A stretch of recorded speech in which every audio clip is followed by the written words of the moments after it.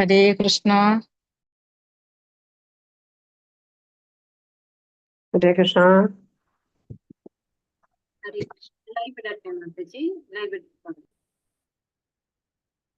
മാതാജി കേട്ടില്ല മാതാജി.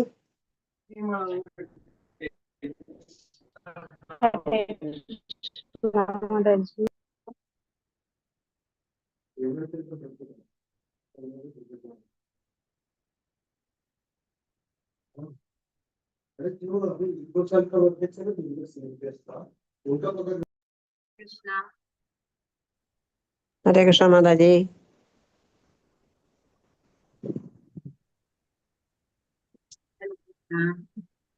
ഹരേ കൃഷ്ണ മാതാജി. പ്രണാമ മാതാജി. ഉമജ്ഞാനതിമിരന്തസ്യ ജ്ഞാനാഞ്ജനാശലാഭയാ ചക്ഷുർമീലിതം യേന തസ്മൈ ശ്രീഗുരവേ നമഃ. ശ്രീചൈതന്യമനോഭീഷ്ടം സ്ഥാപിതം യേന ഭൂതലേ സ്വയം രൂപകഥാമഹ്യം ദദാതി സ്വാപദാന്തികം. വന്ദേഹം ശ്രീഗുരോ ശ്രീയുതപദകമലം ശ്രീഗുരുൻ വൈഷ്ണവാംശ്ച ശ്രീരൂപം സാഗരജാതം സഹഗണരഘുനാഥാന്വിതം തം സജീവം സാദ്വൈതം സാവധൂതം പരിജനസഹിതം കൃഷ്ണചൈതന്യദേവം ശ്രീരാധാകൃഷ്ണപാദാൻ സഹഗണ ലളിതാ ശ്രീവിശാഖാന്വിതാംശ. നമ ഓം വിഷ്ണുപാദായ കൃഷ്ണപ്രീഷ്ഠായ ഭൂതലേ ശ്രീമതേ ഭക്തിവേദാന്ത സ്വാമിനിധി നാമിനി നമസ്തേ സാരസ്വതേ ദേവേ ഗൗരവാണി പ്രചാരിണേ നിർവിശേഷ ശൂന്യവാദി പാശ്ചാത്യ ദേശതാരിണേ. വാഞ്ചാകൽപതരൂപശ്ച കൃപാ സിന്ധുഭ്യ ഏവ ച പതിതാനാം പാവനേഭ്യോ വൈഷ്ണവേഭ്യോ നമോ നമഃ. हे कृष्णा करुणा सिंधु दीनबंधु जगत्पते गोपेश गोपिका कांत राधा कांत नमोस्तुते. सप्त कांचन गौरांगी राधे वृंदावनेश्वरी वृषभानुसुते देवी प्रणमामि हरिप्रिये. जय श्री कृष्ण चैतन्य प्रभु नित्यानंद श्री अद्वैता गदाधर श्रीवासादि गौर भक्तवृंदा. हरे कृष्णा कृष्ण कृष्ण हरे हरे हरे राम राम राम हरे हरे. ഹരേ കൃഷ്ണ. ശ്രീരാധ ഗോവിന്ദ് ഇസ്കോൺ 91 ഭഗവത്ഗീത ലെവൽ 2 ക്ലാസ്സിലേക്ക് എല്ലാ ഭക്തന്മാർക്കും സ്വാഗതം. അപ്പോൾ നമ്മൾ ഏതാധ്യായമാണ് നമ്മൾ എടുക്കുന്നത്? രണ്ടാമത്തെ അധ്യായം അല്ലെ, സാംഖ്യയോഗ. ഗീത വിഷയസംഗ്രഹം എന്ന് പ്രഭുപാത്രത്തിന് പേരിട്ടിരിക്കുന്നു. അതിന്റെ 22ാമത്തെ ശ്ലോകമാണ് നമുക്ക് ഇന്ന് എടുക്കേണ്ടത്. നമ്മൾ എവിടെ വരെയാണ് നോക്കിയത്? 22 വരെയുള്ള ശ്ലോകങ്ങളിൽ നമ്മൾ എന്താണ് പഠിച്ചത്? അർജുനൻ കരഞ്ഞുകൊണ്ടിരിക്കുകയായിരുന്നു അല്ലെ, ഇനി എനിക്ക് യുദ്ധം ചെയ്യാൻ വയ്യ എന്ന് പറഞ്ഞിട്ട്. പിന്നെ വീണ്ടും കാരണം പറഞ്ഞു, ഈ ഗുരുവിനെ ഒക്കെ ഹനിച്ച് എന്റെ കയ്യിലുള്ള എല്ലാ സമ്പത്തും ഐശ്വര്യവും ഒക്കെ രക്തഭംഗിലമായി പോകും എന്ന് പറയുന്നു. പിന്നെ അവസാനം ഭഗവാന്റെ അടുത്ത് തന്നെ ശിഷ്യ സ്നേഹം ശാന്തിമാം ത്വം പ്രപന്നം എന്ന് പറഞ്ഞ് ഉചിതമായത് എന്താണെന്ന് പറഞ്ഞു തരൂ. ഈ ഒരു സമയത്ത് എനിക്ക് ഒരു തീരുമാനം എടുക്കാൻ സാധിക്കുന്നില്ല, എന്താണ് എനിക്ക് ഉചിതമായ ഒരു തീരുമാനം എടുക്കാൻ പറ്റുന്നത് രീതിയിൽ എനിക്കൊന്ന് പറഞ്ഞു തരൂ എന്ന് പറഞ്ഞ് ഞാൻ ശിഷ്യനാവുകയാണ് എന്ന് പറയാണ് അർജുനൻ. അങ്ങനെയാണ് ഭഗവാൻ പറഞ്ഞു തുടങ്ങുന്നത്. ഭഗവാൻ എന്താ പറയുന്നത്? നമ്മള് ഇതിനു മുമ്പും ഉണ്ടായിരുന്നു അല്ലെ, ശരീരവും ആത്മാവും തമ്മിലുള്ള ആ ഒരു ബന്ധം മനസ്സിലാക്കാത്തത് കൊണ്ടാണ് ഈ വിഷയം തന്നെ ഇത്രയും സങ്കടവും ബുദ്ധിമുട്ടും ഒക്കെ വന്നിരിക്കുന്നത് എന്ന് പറഞ്ഞു കൊടുക്കുകയാണ് അർജുനന്. ഇപ്പോ ശരീരവും ആത്മാവും തമ്മിലുള്ള ആ ഒരു വ്യത്യാസം പറഞ്ഞു കൊടുത്തോണ്ടിരിക്കുകയാണ്. ഇവിടെ 22ാമത്തെ ശ്ലോകത്തിലാണ് നമ്മൾ എത്തിയത്. എന്താണ് നമ്മുടെ മരണം എന്ന് പറയുന്നത്? വളരെ നിസ്സാരമായിട്ടാണ് ഭഗവാൻ ഇവിടെ പറയുന്നത് അല്ലെ ഈ ഒരു ശ്ലോകത്തില്. വാസാംസി ജീർണാനി യഥാ വിഹായ നവാനി ഗൃഹ്ണാതി നരോപരാണി തഥാ ശരീരാണി വിഹായ ജീർണാനി അന്യാനി സയ്യാതി നവാനി ദേഹി. പഴയ ഉടുപ്പുകൾ മാറ്റി പുതിയവയെടുത്ത് അണിയുന്നത് പോലെ ജീർണിച്ച് ഉപയോഗിക്കാൻ കൊള്ളാത്തതായ ഭൗതിക ശരീരങ്ങൾ ഉപേക്ഷിച്ച് ദേഹി പുതുദേഹങ്ങൾ സ്വീകരിക്കുന്നു. അപ്പോ ഇത്ര സിമ്പിൾ ആണ് മരണം എന്നാണ് പറയുന്നത്. ഇപ്പോ നമ്മളൊരാളെ കൊല്ലുക എന്ന് പറഞ്ഞു കഴിഞ്ഞാൽ നമ്മളത്ര വലിയൊരു കാര്യമായിട്ട് എടുക്കണം അല്ലെ. പക്ഷെ അതിന്റെ അർത്ഥം നമുക്ക് ആരെയും കൊല്ലാം എന്നല്ല ഒരിക്കലും. പക്ഷെ ഭഗവാൻ അത് തീരുമാനിച്ചാൽ ഭഗവാന് വേണ്ടി നമുക്കത് ചെയ്യുന്നതിന് തെറ്റില്ല. അതാണ് ഭഗവാൻ ഇവിടെ പറഞ്ഞു കൊടുക്കുന്നത്.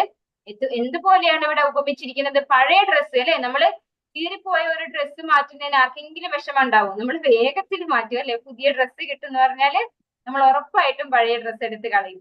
അപ്പൊ അത്രേ ഉള്ളൂ ഇത്. പഴയ ഉടുപ്പുകൾ മാറ്റി പുതിയവ എടുത്ത് അണിയുന്നത് പോലെ ജീർണിച്ച് ഉപയോഗിക്കാൻ കൊള്ളാത്ത ശരീരം അല്ലെ നമുക്ക് ഉപയോഗിക്കാം. നമ്മൾക്ക് ഒരു 90-95 വയസ്സൊക്കെ ആയിട്ടുള്ള ആളുകളെ കണ്ടുകഴിഞ്ഞാൽ ഞാൻ കണ്ടിട്ടുണ്ട് കേട്ടോ. അങ്ങനെയുള്ള ആളുകളെ കണ്ടുകഴിഞ്ഞാൽ നമുക്കറിയാൻ പറ്റും അവരുടെ ശരീരമൊക്കെ ഇങ്ങനെ ചുക്കി ചുളിഞ്ഞിട്ടുണ്ടാവും. ഇവളൊരു ട്രിപ്പ് കൊടുക്കാൻ പോലും അവർക്ക് നെർവ്സ് പോലും കിട്ടില്ല. അങ്ങനെയുള്ള ഒരു ശരീരമായിട്ടുണ്ടാവും. അപ്പൊ ആ ഒരു ശരീരം, അതായത് അവർക്ക് ഒന്നും ആസ്വദിക്കാൻ പറ്റില്ല. എന്ത് ഭക്ഷണം കൊടുത്താലും പറയും എനിക്ക് അത് വേണം, എനിക്ക് ഇത് വേണം അല്ലെ, മാങ്ങ വേണം, അത് വേണം. എന്ത് കൊടുത്തു കഴിഞ്ഞാൽ പറയും ഇതല്ല അതിന്റെ ടേസ്റ്റ് എന്ന് പറയും. കാരണം എന്തൊക്കെയാണ് അവരുടെ ടങ്ങിന് നാക്കിന് അതിന്റെ രുചി അറിയാനുള്ള ഗുണമൊക്കെ പോയിട്ടുണ്ടാവും. പക്ഷെ രുചി എവിടെ അവർക്ക് കിടക്കുന്നത്? ബുദ്ധിക്കകത്ത് അല്ലെ മനസ്സിനകത്ത് ഇങ്ങനെ കിടക്കുകയാണ് പണ്ട് കഴിച്ചതിന്റെ രുചി. പക്ഷെ ഇതൊന്നും ആസ്വദിക്കാൻ അവർക്ക് ശരീരം കൊണ്ട് സാധിക്കുന്നുണ്ടാവില്ല. അപ്പൊ അങ്ങനെ പഴകി ജീർണിച്ച് ഉപയോഗിക്കാൻ കൊള്ളരുതാത്ത ശരീരം അതിനെ ഉപേക്ഷിച്ച് അവരെ പുതിയ ശരീരം സ്വീകരിക്കുന്നു എന്നാണ് പറയുന്നത്. അതുപോലെ ആക്സിഡന്റ് കേസ് നമുക്ക് കാണാൻ പറ്റും അല്ലെ.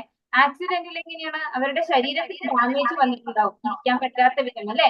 അപ്പൊ എന്താണ് ആ ശരീരം പുതിയ ശരീരം സ്വീകരിക്കുന്നു.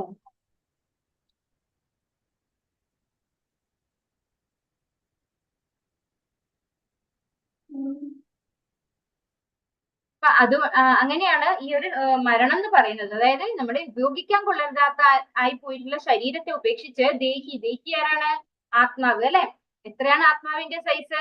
ഒരു തരനാരിഴയുടെ അക്ഷത്തിന്റെ 10,000-ൽ ഒരു അംശം. അപ്പൊ ആ ഒരു ദേഹിയാണ് ഈ ശരീരം ഉപേക്ഷിച്ചിട്ട് പുതിയ ദേഹം സ്വീകരിക്കുന്നു എന്നാണ് ഇവിടെ പറയുന്നത്. അത്രേ ഉള്ളൂ മരണം എന്ന് പറയുന്നത്.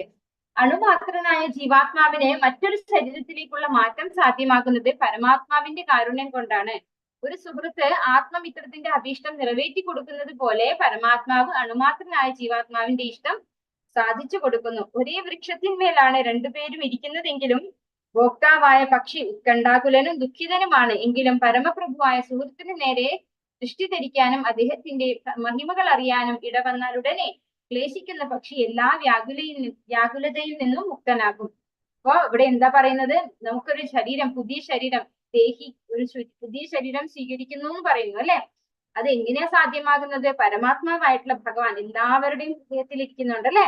അങ്ങനെ നമ്മുടെ എല്ലാ ആഗ്രഹങ്ങളും ആർക്കറിയാം? ഭഗവാൻ അറിയാം. പരമാത്മാവായിട്ടുള്ള ഭഗവാൻ എന്താണ് 13-ാമത്തെ അധ്യായത്തിൽ നമ്മൾ ലെവൽ 1-ൽ പഠിച്ചിട്ടുണ്ടാവും. ഉപദ്രഷ്ടാനുമന്താച ഭർത്താ ഭോക്താ മഹേശ്വര അല്ലെ. അപ്പൊ ഭഗവാൻ നമ്മുടെ ഉള്ളിൽ ഇരുന്നുകൊണ്ട് എല്ലാം വിറ്റ്നസ് ചെയ്യാണ്. നമ്മൾ ചിന്തിക്കുന്നതും നമ്മൾ ആഗ്രഹിക്കുന്നതും നമ്മൾ പ്രവർത്തിക്കുന്നതും. നമ്മൾ ചിലത് പ്രവർത്തിക്കാതെ അല്ലെങ്കിൽ ചിന്തിച്ച ആഗ്രഹങ്ങൾ സാധിക്കാതെ നമ്മൾ മാറ്റി വെക്കും അല്ലെ. ചിലപ്പോൾ നമ്മൾ സാക്രിഫൈസ് ചെയ്യും നമ്മുടെ ആഗ്രഹങ്ങളൊക്കെ. അപ്പൊ ഇതൊക്കെ ആർക്കറിയാൻ പറ്റും? ഭഗവാൻ അറിയാം അല്ലെ. പരമാത്മാവായിട്ടുള്ള ഭഗവാൻ അറിയാം. അങ്ങനെ ആ അറിയുന്ന ആഗ്രഹങ്ങളൊക്കെ ഭഗവാൻ സാധിച്ചു കൊടുക്കുകയാണ് ചെയ്യുന്നത് എന്നാണ് ഇവിടെ പറയുന്നത്. അങ്ങനെയാണ് നമുക്കൊരു പുതിയ ശരീരം കിട്ടുന്നത്. ഒരേ വൃക്ഷത്തിന്മേലാണ് രണ്ടുപേരും ഇരിക്കുന്നത്. ഇതെന്താണ് ഉപമ? ഒരു നമ്മള് കഴിഞ്ഞ, അതായത് ലെവൽ 1 ക്ലാസ്സിൽ എല്ലാവരും പിക്ചറൈസ് ചെയ്തിട്ട് റെപ്രസെന്റ് ചെയ്ത് കാണിച്ചു തന്നിട്ടുണ്ടാവും. ഒരു പക്ഷി എന്ത് ചെയ്യുന്നുണ്ടാവും? ഒരു വൃക്ഷത്തിന്റെ ഫ്രൂട്ട്സ് ഒക്കെ ഇങ്ങനെ കൊത്തി കഴിക്കുന്നുണ്ടാവും. അതിന്റെ അടുത്ത് വേറൊരു പക്ഷി ഇങ്ങനെ നോക്കിയിരിക്കുന്നുണ്ടാവും. ഒന്നും കഴിക്കില്ല, പക്ഷെ ഇങ്ങനെ നോക്കിയിരിക്കും. അതാണ് പരമാത്മാവും ജീവാത്മാവും. അതായത് ആഹാരം കഴിക്കുന്ന പക്ഷിയെ ജീവാത്മാവായിട്ടും ഒന്നും കഴിക്കാതെ ഈ കഴിക്കുന്ന പക്ഷിയെ നോക്കിയിരിക്കുന്നയാളിനെ പരമാത്മാവായിട്ടുമാണ് ഉപമിച്ചിരിക്കുന്നത്. അപ്പൊ ഒരേ വൃക്ഷത്തിൽ ഇരിക്കുന്ന രണ്ട് പക്ഷികളോടാണത് ഉപമിച്ചിരിക്കുന്നത്. അപ്പൊ ഭോക്താവായ പക്ഷി എപ്പോഴും ഉത്കണ്ഠാകുലന്, അതിന് ഭക്ഷണം കിട്ടൂലെയോ, നാളെ എന്തായിരിക്കും അല്ലെ, ഇന്നലെകളെ കുറിച്ചുള്ള വേദന, ഇങ്ങനെയൊക്കെയാണ് ഭോക്താവായിട്ടുള്ള ആള്. അതായത് ആ ജീവാത്മാവിന് അതിന്റെ പൊസിഷൻ മറന്നു. അതിനൊരു ശരീരം കിട്ടിക്കഴിയുമ്പോൾ, ശരിക്കും നമ്മള് പഠിക്കുന്നുണ്ട്, ജീവാത്മാവിനെ ഒരിക്കലും ഒരു കർമ്മം ചെയ്യുന്നില്ല, കർമ്മം ചെയ്യാൻ പ്രേരിപ്പിക്കുന്നില്ല. ജീവാത്മാവിന്റെ വ്യവസ്ഥ എന്താണ്? അത് പരമാത്മാവിന്റേതിന് തുല്യമായ ഒരു അവസ്ഥയാണ്. എന്തുകൊണ്ടാണ്? നമ്മൾ ഉപമ പറയുമ്പോ നമ്മൾ വലിയൊരു സമുദ്രത്തിൽ പോയിട്ട് ഒരു കുമ്പിള് വെള്ളം എടുത്തു കഴിഞ്ഞാൽ, കയ്യിലെടുത്തു കഴിഞ്ഞാൽ, ആ കുമ്പിളിലെ വെള്ളത്തിന്, കൈക്കുമ്പിളിലെ വെള്ളത്തിന് എന്ത് രുചിയാണ് ഉണ്ടാവുക? കടലിലെ വെള്ളത്തിന്റെ രുചിയാണ് ഉണ്ടാവുക അല്ലെ.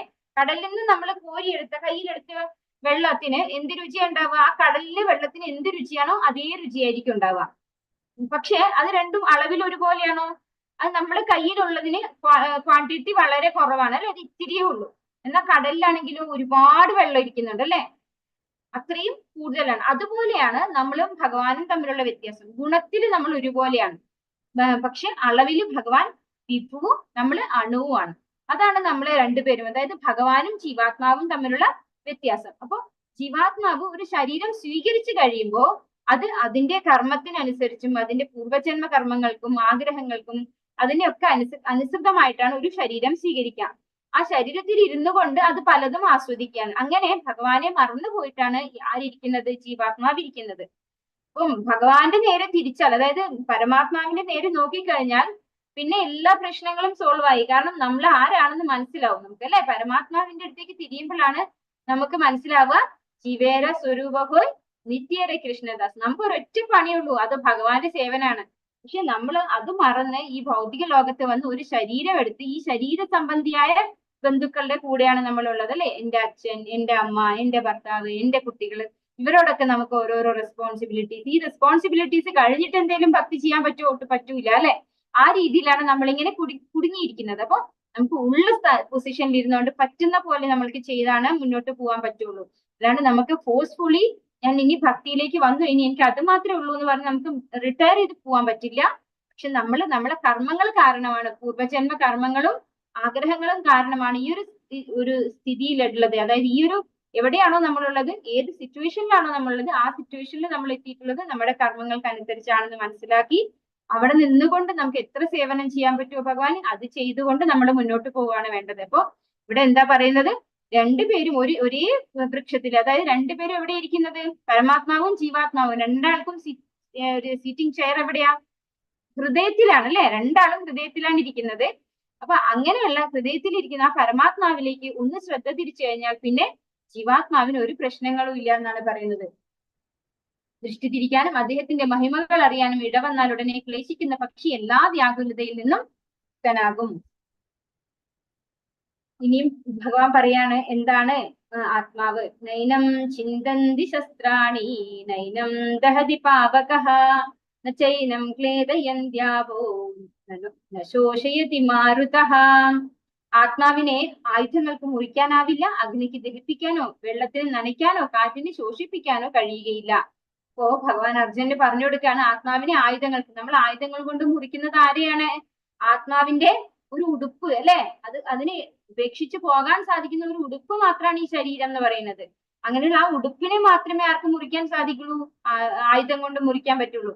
അഗ്നിക്ക് ദഹിപ്പിക്കാൻ അല്ലെ? നമ്മുടെ ശരീരം, നമ്മൾ ആരെങ്കിലും ഒരാൾ മരിച്ചു കഴിഞ്ഞാൽ ആ ശരീരം മാത്രമാണ് നമ്മൾ ദഹിപ്പിക്കുന്നത്. ജീവനോടെയുള്ള ആ ഒരു ജീവനെ ഇനി ഒരു ജീവനോട് നമ്മൾ കത്തിച്ചാലോ ആ ജീവൻ അതിൽ നിന്ന് പുറത്തു പോകും അല്ലെ? ആ ജീവനെ ആർക്കും കത്തിക്കാൻ പറ്റില്ല. അപ്പൊ ആത്മാവിനെ ആയുധങ്ങൾ കൊണ്ട് മുറിക്കാൻ സാധിക്കില്ല, അഗ്നിക്ക് ദഹിപ്പിക്കാൻ കഴിയില്ല, വെള്ളത്തിന് നനയ്ക്കാനോ കാറ്റിന് ശോഷിപ്പിക്കാനോ കഴിയില്ല എന്ന് പറയുന്നു ഇവിടെ. അപ്പൊ ഒന്നിനും ആത്മാവിനെ നശിപ്പിക്കാൻ കഴിയില്ല. എന്തുകൊണ്ടാണ് ആത്മാവിനെ നശിപ്പിക്കാൻ കഴിയാത്തത്? ആത്മാവ് മമൈവാംശോ ജീവലോകെ അല്ലെ? ഭഗവാന്റെ ശാശ്വതാംശമാണ് നമ്മള്. ഭഗവാൻ എന്താണ്? അതീന്ദ്രിയനാണ്. അങ്ങനെയുള്ള അതീന്ദ്രിയനായിട്ടുള്ള ഭഗവാന്റെ ശാശ്വതമായ അംശം എന്ന് പറഞ്ഞാൽ എന്താണ്? ഒരിക്കലും നശിക്കാത്ത അംശമാണ് അല്ലെ? ശാശ്വതം എന്ന് പറഞ്ഞു കഴിഞ്ഞാൽ നാശമില്ലാത്തത് എന്നാണ് അർത്ഥം. ശാശ്വതമായ അംശമാണ് നമ്മൾ. അതുകൊണ്ട് തന്നെ ആത്മാവിനെ നമുക്ക് നശിപ്പിക്കാനാവില്ല. എത്ര ശാസ്ത്രീയങ്ങളായ ഉപകരണങ്ങൾ ഉണ്ടായാലും ആത്മാവിനെ കീറി മുറിക്കാനോ നശിപ്പിക്കാനോ അവയ്ക്ക് സാധിക്കുകയില്ല. അപ്പൊ ഭഗവാന്റെ ശാശ്വത അംശമായിട്ടുള്ള ആത്മാവിന്റെ പ്രകൃതി എന്താണ്? അത് ഒരിക്കലും നശിക്കാത്ത നശ്വരമായിട്ടുള്ള പ്രകൃതി. അജോ നിത്യ ശാശ്വതോയം പുരാണോ അല്ലെ പറയുന്നുണ്ട് ഇവിടെ ശ്ലോകത്തില്.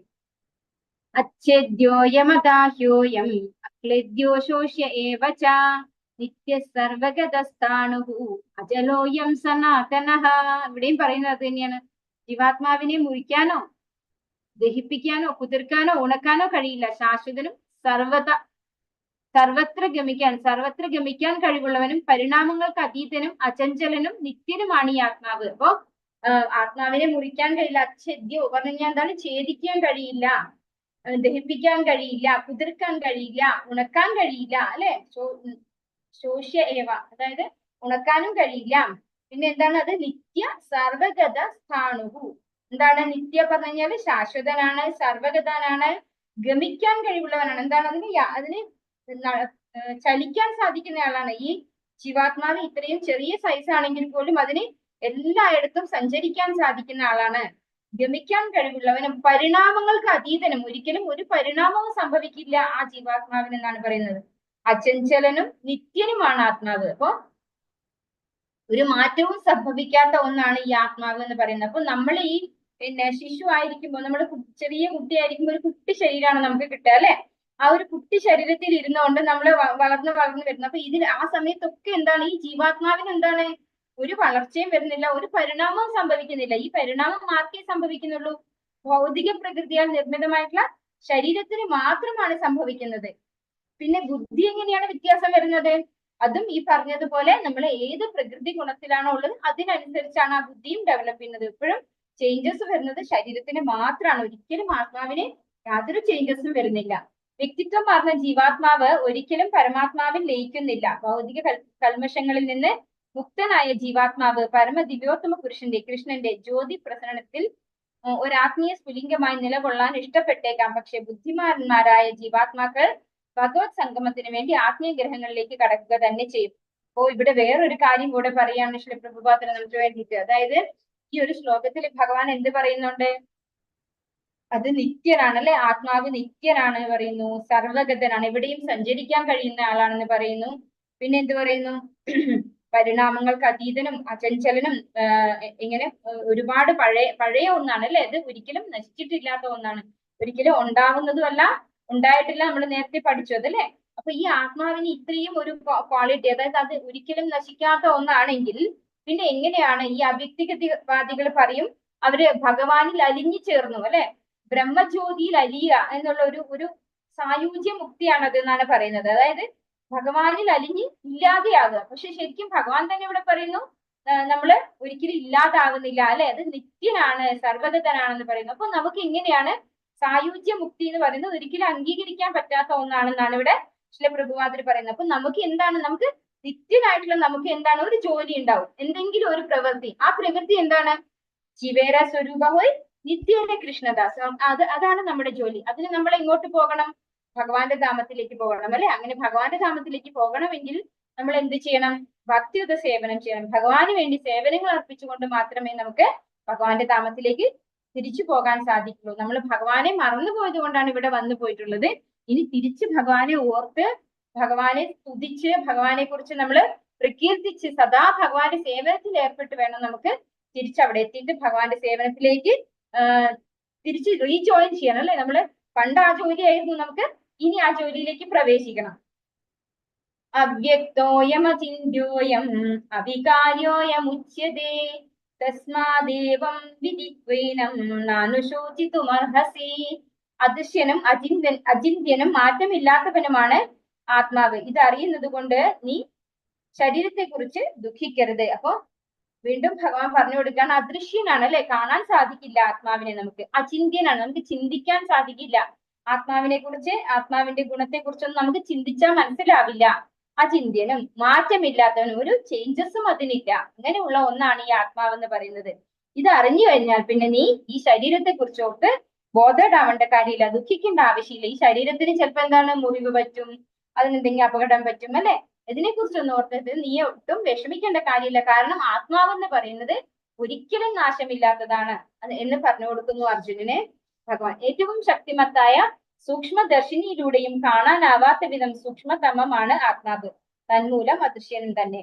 മാനുഷിക പരീക്ഷണങ്ങളിലൂടെയുള്ള വിജ്ഞാനം കൊണ്ട് ആത്മാവിനെ മനസ്സിലാക്കാൻ പറ്റില്ല. ആത്മാവ് ബോധവും അവബോധവും ഉള്ളതുമാകുന്നു എന്ന് വേദങ്ങൾ ഘോഷിക്കുന്നു. അത് അംഗീകരിച്ചേ പറ്റൂ. അപ്പോ നമുക്ക് കണ്ണുകൊണ്ട് കാണാൻ സാധിക്കാത്ത ഒരു കാര്യത്തെ കുറിച്ച് ശാസ്ത്രങ്ങൾ വ്യക്തമായിട്ട് പറയുമ്പോൾ നമ്മൾ അത് ആ ഒരു ജ്ഞാനം നമ്മൾ അംഗീകരിച്ച് തന്നെയാണ് അല്ലെ. കാരണം നമുക്ക് എല്ലാവർക്കും അറിയാം മരണം എന്ന് പറയുന്നത് ശരിക്കും സംഭവിക്കുന്നുണ്ട്. ആ സമയത്ത് ആരാണ് പുറത്തു പോകുന്നത്? നമ്മൾ ഞാനെന്ന് പറയുന്ന ശരീരം അവിടെ കിടക്കുന്നുണ്ടാവും. ആ ഒരു ശരീരത്തിൽ നിന്ന് എപ്പോഴാണ് ഈ ആത്മാവ് പുറത്തു പോകുമ്പോൾ, നമ്മൾ കൂടെ നിൽക്കുന്ന ഒരാൾ മരിച്ചാൽ പോലും നമുക്ക് ആ ആത്മാവിനെ നമുക്ക് കാണാൻ സാധിക്കുമോ? ഒരിക്കലും കാണാൻ സാധിക്കില്ല. കാരണം അത്രയും മൈന്യൂട്ടാണ്. അതിനെ നമുക്ക് എത്ര സൂക്ഷ്മദർശിനി കൊണ്ട് നോക്കിയാലും കാണാൻ സാധിക്കില്ല. പക്ഷെ മരണം അവിടെ സംഭവിക്കുന്നുണ്ട്, ആത്മാവ് പുറത്തേക്ക് പോകുന്നുണ്ടെന്ന് നമുക്കറിയാം അല്ലെ. അപ്പൊ നമ്മൾ അതിനെക്കുറിച്ച് മനസ്സിലാക്കാൻ നമ്മൾ ഇങ്ങനെയുള്ള പരീക്ഷണങ്ങളിലൂടെ നമുക്ക് സാധിക്കില്ല. കാരണം അത് ഒരിക്കലും കണ്ണുകൊണ്ട് വിസിബിൾ അല്ല. അത് എങ്ങനെ മാത്രമേ നമുക്ക് സാധിക്കുള്ളൂ മനസ്സിലാക്കാൻ? ഇതിനെക്കുറിച്ച് അറിയാവുന്ന ആളുകൾക്ക്, അതായത് ഭഗവാനാണ് ഇതിന്റെയൊക്കെ പരമമായ സൃഷ്ടാവ് അല്ലെ. ആ ഭഗവാനിൽ നിന്നാണ് ആ ജ്ഞാനം വരേണ്ടത്. കാരണം ഭഗവാന് മാത്രമേ അതിനെക്കുറിച്ച് അറിയുള്ളൂ. അപ്പൊ ഭഗവാൻ പറഞ്ഞു തരുന്ന ആ അറിവ് ഗുരുശിഷ്യ പരമ്പരയിലൂടെ കിട്ടുമ്പോൾ മാത്രമാണ് നമുക്ക് ആത്മാവിനെ കുറിച്ചുള്ള യഥാർത്ഥ ജ്ഞാനം മനസ്സിലാക്കാൻ സാധിക്കുള്ളൂ. അഥ ചൈനം നിത്യജാതം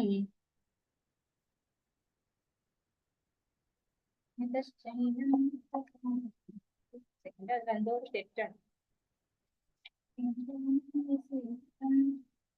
അധശ്ചൈനം നിത്യജാതം നിത്യം വാമന്യസേ മൃതം. അവിടെ ഒരു നിത്യം ഇല്ല, ചെറിയൊരു മിസ്റ്റേക്ക് ഉണ്ട് അവിടെ.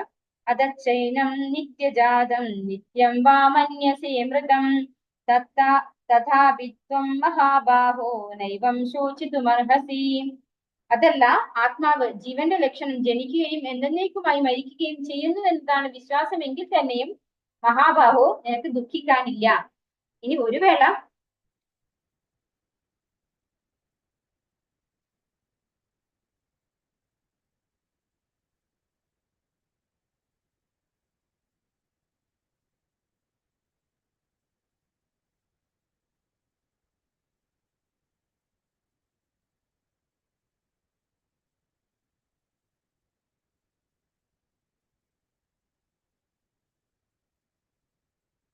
ഇനി ഒരു വേള ഈ ശരീരം നശിക്കുന്നതോടൊപ്പം തന്നെ ജീവാത്മാവും നശിച്ചു പോകും എന്നാണ് വിശ്വാസം എങ്കിൽ തന്നെയും മഹാബാഹോ, അതായത് ധൈര്യശാലിയായിട്ടുള്ള, എന്താണ് മഹാബാഹോ എന്ന് പറഞ്ഞാൽ എന്താണ്, കൈക്കരുത്തുള്ളവനെ എന്നാണ് അതിന്റെ അർത്ഥം. കൈക്കരുത്തുള്ളവനെ എനിക്ക് ദുഃഖിക്കേണ്ടതില്ല എന്ന് പറയുന്നു ഇവിടെ ഭഗവാൻ. ശരീരത്തിൽ നിന്ന് ഭിന്നമായ ഒരു ആത്മാവില്ലെന്ന് വിശ്വസിക്കുന്ന ഏതാണ്ട് ബുദ്ധമതക്കാരെ പോലെയുള്ള ഒരു വിഭാഗം തത്വചിന്തകരുണ്ട്. ആധുനിക ശാസ്ത്രജ്ഞന്മാരും ഭൗതികവാദികളായ തത്വജ്ഞാനികളുടെയും ദൃഷ്ടിയിൽ ഭൗതിക പദാർത്ഥങ്ങളുടെ ഒരു സങ്കലനമാണ് ശരീരം. മഹാബാഹു, കൈക്കരുത്തുള്ളവൻ. വൈദിക ധർമ്മത്തിനെതിരായ വൈഭാഷിക സിദ്ധാന്തത്തെ അർജുനൻ അംഗീകരിച്ചില്ല. ക്ഷത്രിയൻ എന്ന നിലയ്ക്ക് വൈദിക സംസ്കാരവുമായിട്ടാണ് അർജുനന് ബന്ധം. ആ സിദ്ധാന്തങ്ങൾ അനുസരിക്കാൻ അദ്ദേഹം നിർബന്ധിതനുമാണ്. അപ്പോ ഒരു വേള നമ്മുടെ ശരീരം നശിക്കുന്നതോടൊപ്പം ആത്മാവ് നശിക്കും എന്നാണെങ്കിലും നിനക്ക് വിഷമിക്കേണ്ട കാര്യമില്ല എന്ന് ആര് പറയുന്നു ഇവിടെ? ഭഗവാൻ അർജുനനോട് പറഞ്ഞു കൊടുക്കാണ്. അപ്പോ ചില ആളുകളുണ്ട് അങ്ങനെ വിശ്വസിക്കുന്നത്, അതായത് ശരീരവും ആത്മാവും ഒക്കെ ഒന്നാണ് എന്ന് വിചാരിക്കുന്നവര്. പക്ഷെ ഒരുവിധം അറിയുന്ന ആൾക്കാർക്കും അങ്ങനെ തോന്നേണ്ട കാര്യമില്ല അല്ലെ. നമുക്ക് കൃത്യമായിട്ട് അറിയാവുന്ന കാര്യമാണ്. ഒരു മരണം വീട്ടിൽ പോയാൽ തന്നെ അത് നമുക്ക് മനസ്സിലാക്കാവുന്നതേ ഉള്ളൂ. അതിൽ നിന്ന് ആത്മാവ് പുറത്തു പോയത് കൊണ്ടാണ് ഇത് മൃതശരീരമായി പോയിരിക്കുന്നതെന്ന് എല്ലാവർക്കും മനസ്സിലാവുന്ന ഒരു കാര്യമാണ്. ആധുനിക ശാസ്ത്രജ്ഞന്മാരും ഭൗതികവാദികളായ തത്വജ്ഞാനികളുടെയും ദൃഷ്ടിയിൽ ഭൗതിക പദാർത്ഥങ്ങളുടെ ഒരു സങ്കലനമാണ് ശരീരം. അപ്പോ ശരീരം എന്ന് പറയുന്നത് അത് ശരിയാണ് താനും അല്ലെ, ഭൗതിക പദാർത്ഥങ്ങളുടെ സങ്കലനം ശരീരമാണ്. പക്ഷെ അതിൽ നിന്ന് വ്യത്യസ്തനാണ് എന്ത്? ഞാൻ എന്ന് പറയുന്ന ജീവാത്മാവ്. ആ ശരീരവും ആത്മാവും ഒന്നാണ് എന്ന് വിചാരിക്കുന്നതാണ് തെറ്റ്. വൈദിക ധർമ്മത്തിനെതിരായ വൈഭാഷിക സിദ്ധാന്തത്തെ അർജുനൻ അംഗീകരിച്ചില്ല. ക്ഷത്രിയൻ എന്ന നിലയ്ക്ക് വൈദിക സംസ്കാരവുമായിട്ടാണ് അർജുനന് ബന്ധം. അപ്പൊ അർജുനന് എന്താണ്? വൈദിക സംസ്കാരത്തിനനുസരിച്ചാണ് അറിയാവുന്നത് അല്ലെ. അദ്ദേഹം ഒരു ഭക്തനുമാണ്, ഇതൊക്കെ അനുസരിച്ച് പോകുന്ന ഒരാളാണ്. അതുകൊണ്ടാണല്ലോ അർജുനൻ ആദ്യം പറഞ്ഞത് പ്രായമായവരൊക്കെ വധിച്ചു കഴിഞ്ഞാൽ ഈ ഒരു സിസ്റ്റമാറ്റിക് ആയിട്ടുള്ള ആ ഒരു ചടങ്ങുകളൊക്കെ നമുക്ക് നഷ്ടപ്പെട്ടു പോകും എന്ന് പറഞ്ഞതിന്റെ കാരണം തന്നെ വൈദികമായിട്ടുള്ള കാര്യങ്ങളൊക്കെ അംഗീകരിക്കുന്ന വ്യക്തി ആയതുകൊണ്ടാണല്ലോ. ജാതസ്യ ഹി ധ്രുവോ മൃത്യുഃ ധ്രുവം ജന്മാമൃതസ്യ തസ്മാദ പരിഹാര്യത്തെ നത്വം ശോചിതുമർഹസി. ജനിച്ചവന് മരണം നിശ്ചിതമത്രേ, മരിച്ചവന് ജനനവും. അതിനാൽ തന്റെ അനിവാര്യമായ കർത്തവ്യ നിർവഹണത്തെ പറ്റി നീ വ്യസനിക്കേണ്ടതില്ല. അപ്പൊ അതുകൊണ്ടാണ് കൃഷ്ണൻ അർജുനോട് പറഞ്ഞത് എന്ത്? ഇനി ഒരു വേള ശരീരവും ആത്മാവും ഒന്നാണെന്നാണ് നീ വിശ്വസിക്കുന്നതെങ്കിലും നീ വിഷമിക്കേണ്ട ആവശ്യമില്ല. എന്തുകൊണ്ടാണ്? ജനിച്ചവന് മരിച്ചെന്നേ ആവുള്ളൂ. ജനിച്ചിട്ടുണ്ടോ? നിങ്ങൾ മരിച്ചേ പറ്റുള്ളൂ. അപ്പൊ എന്തായാലും മരിക്കണം. അതൊരു ഇത്തിരി നേരത്തെ മരിക്കുന്നു, അത്രേ ഉള്ളൂ അല്ലെ. ഇവിടെ യുദ്ധത്തിൽ അവര് കുറച്ച് നേരത്തെ മരിക്കുന്നു. അവരെന്തായാലും മരിക്കേണ്ടവരാണ്. അവർ ജനിച്ചു പോയത് കൊണ്ട് മരിക്കണം. അതുകൊണ്ട് നീ വിഷമിക്കേണ്ട ആവശ്യമില്ല എന്നാണ് ഭഗവാൻ പറയുന്നത്. അപ്പൊ ഒരു വേള നമ്മുടെ ശരീരവും ആത്മാവും ഒന്നാണെന്ന് വിചാരിച്ചാലും നമുക്ക് ജനിച്ചു കഴിഞ്ഞാൽ മരണം നിശ്ചയമാണ്. അതുകൊണ്ട് അവർക്ക് എന്നായാലും മരിക്കണം, കുറച്ച് നേരത്തെ മരിക്കണം, അത്രേ ഉള്ളൂ അവരുടെ കാര്യത്തില്.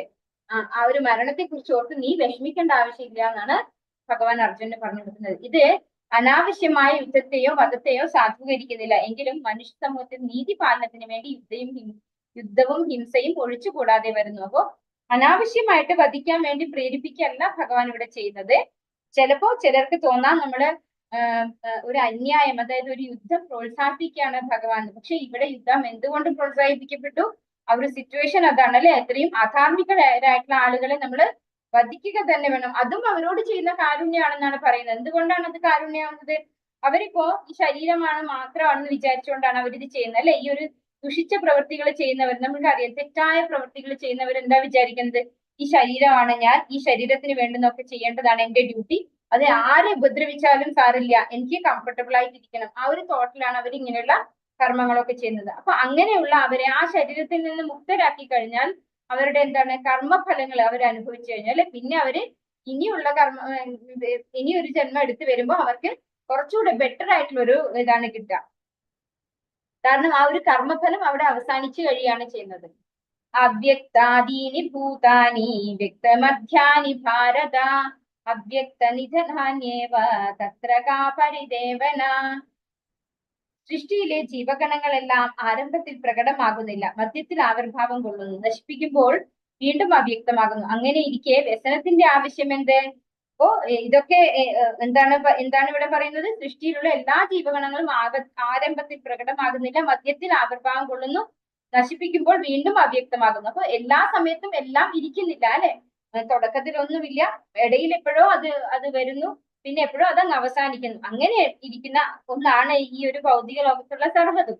അപ്പൊ പിന്നെ നീ എന്തിനാണ് വിഷമിക്കുന്നത്? എല്ലാത്തിനും ഒരു തുടക്കമുണ്ട്, ഒരു അവസാനവും ഉണ്ട്.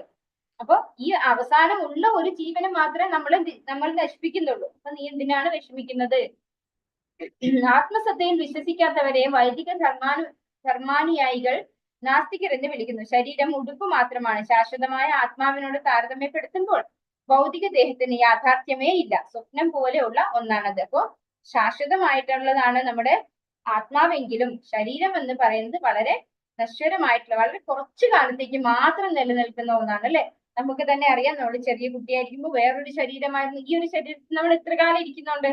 കുറച്ചു കാലം ഇരിക്കുന്നുള്ളൂ അല്ലെ. കുറച്ച് കഴിയുമ്പോൾ പിന്നെയും ശരീരം ചേഞ്ച് ആവുന്നുണ്ട്. ചിലപ്പോ ശുഷ്കിച്ച് ആകെ എന്താ പറയാ വയസ്സായി നല്ല ബുദ്ധിമുട്ടായിരിക്കും. ചിലപ്പോ നമ്മൾ നല്ല വീർത്ത് തടിച്ച് അല്ലെ, പിന്നെ ഭയങ്കര എന്താ പറയാ ഫ്ലഷി ആയിട്ട് ഇരിക്കുന്നുണ്ടാവും. അങ്ങനെ ചേഞ്ചസ് വരുന്നോണ്ടിരിക്കുന്നുണ്ട് നമ്മുടെ ശരീരത്തിൽ.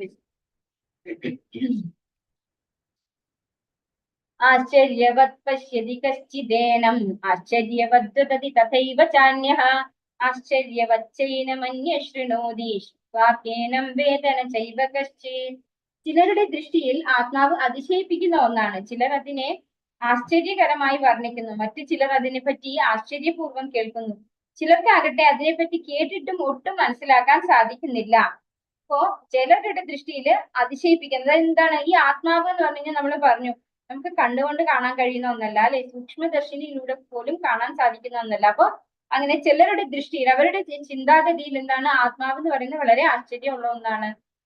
ചിലര് അതിനെ ആശ്ചര്യമായിട്ട് വർണ്ണിക്കുന്നു. മറ്റു ചിലർ അതിനെപ്പറ്റി ആശ്ചര്യപൂർവ്വം കേൾക്കുന്നു. ചിലർക്കാകട്ടെ അതിനെപ്പറ്റി കേട്ടിട്ട് ഒട്ടും മനസ്സിലാക്കാൻ സാധിക്കുന്നില്ല. ഇതാണ് ഒരു അതിന്റെ ഒരു അവസ്ഥ അല്ലെ. ആത്മാവിന്റെ ഒരു അവസ്ഥ പറയുന്നത് എന്താണ്? നമുക്ക് പറഞ്ഞാലെങ്കിൽ നമുക്ക് അനുഭവിച്ചറിയാനേ പറ്റില്ല. ആരെങ്കിലും പറയുന്നത് ഇങ്ങനെ കേൾക്കാനല്ലാതെ നമുക്ക് ഒന്നും അതല്ല ഇതാണെന്ന് പറയാൻ നമുക്ക് ക്ലാരിഫിക്കേഷൻ ഒന്നും കിട്ടില്ല.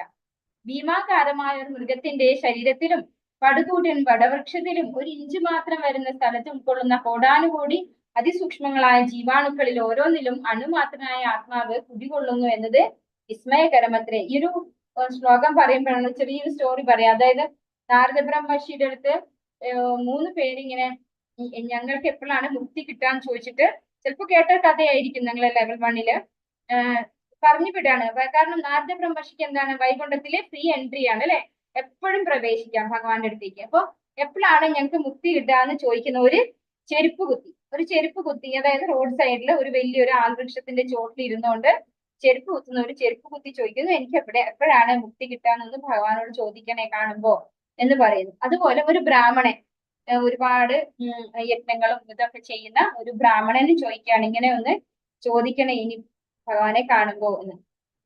അതുപോലെ ഒരു മഹർഷിയും ചോദിക്കുകയാണ് നാരദ ബ്രഹ്മർഷിയോട്, നിത്യം ഭഗവാനെ കാണുന്ന ആളല്ലേ, ഒന്ന് ചോദിക്കോ എന്ന് ചോദിച്ചിട്ട്. അപ്പോ ഭഗവാന്റെ അടുത്ത് നാരദ ബ്രഹ്മർഷി എത്തുമ്പോ അവിടെ ദ്വാരപാലകർ പറഞ്ഞു, വെയിറ്റ് കുറച്ച് പണിയിലാണ് ഭഗവാൻ എന്ന് പറഞ്ഞു.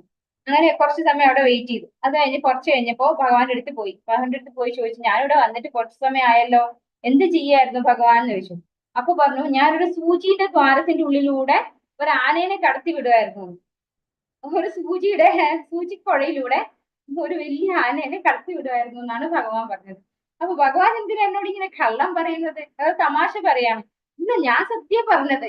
അപ്പൊ പറഞ്ഞു, ഇങ്ങനെ എന്റെ അടുത്ത് 3 പേര് പറഞ്ഞു വിട്ടിട്ടുണ്ട്, എപ്പോഴാണ് അവർക്ക് പിന്നെ മുക്തി കിട്ടാന്ന്. അപ്പൊ പറഞ്ഞു, മുക്തി ആദ്യം കിട്ടുക ആ ചെരുപ്പിക്കാണ്, പിന്നെ അതുപോലെ മറ്റു 2 പേർക്കും ലേറ്റ് ആയിട്ടേ കിട്ടുള്ളൂ പറഞ്ഞു. അതെന്താ അത്? അപ്പൊ പറഞ്ഞു, ഞാൻ ഇവിടെ എന്താണോ ചെയ്തിരുന്നത് ആ കാര്യം നീ അവരുടെ അടുത്ത് പോയി പറയും, അപ്പൊ മനസ്സിലാവും അത് പറഞ്ഞു. അപ്പോ നാരദ ബ്രഹ്മർഷി ഇതേ കാര്യം തിരിച്ചു പോയി. അപ്പൊ ഓരോരുത്തരും ചോദിച്ചു. അപ്പൊ പിന്നെ മഹർഷി പറഞ്ഞു, ഇതെന്താ എന്നെ കളിയാക്കുന്നതാണോ? സൂചിന്റെ പുഴയിലൂടെ ആനേനെ കടത്തി വിടാൻ ഭഗവാൻ അതെന്തിനാണ്? അതിന്റെ ആവശ്യമില്ലല്ലോ ഭഗവാൻ എന്തിനാണ് ചെറിയ ദ്വാരത്തിന്റെ ഉള്ളിൽ വലിയ ആനേനെ കടത്തി വിടാന്ന് പറയുമ്പോ തന്നെ അത് തമാശ പറയും പോലെയാണ് അവരെടുത്തത്. ഒട്ടും വിശ്വസിച്ചില്ല. അതുപോലെ തന്നെയായിരുന്നു മഹർഷിയും പിന്നെ ബ്രാഹ്മണനും ഒരുപോലെ വിശ്വസിച്ചില്ല.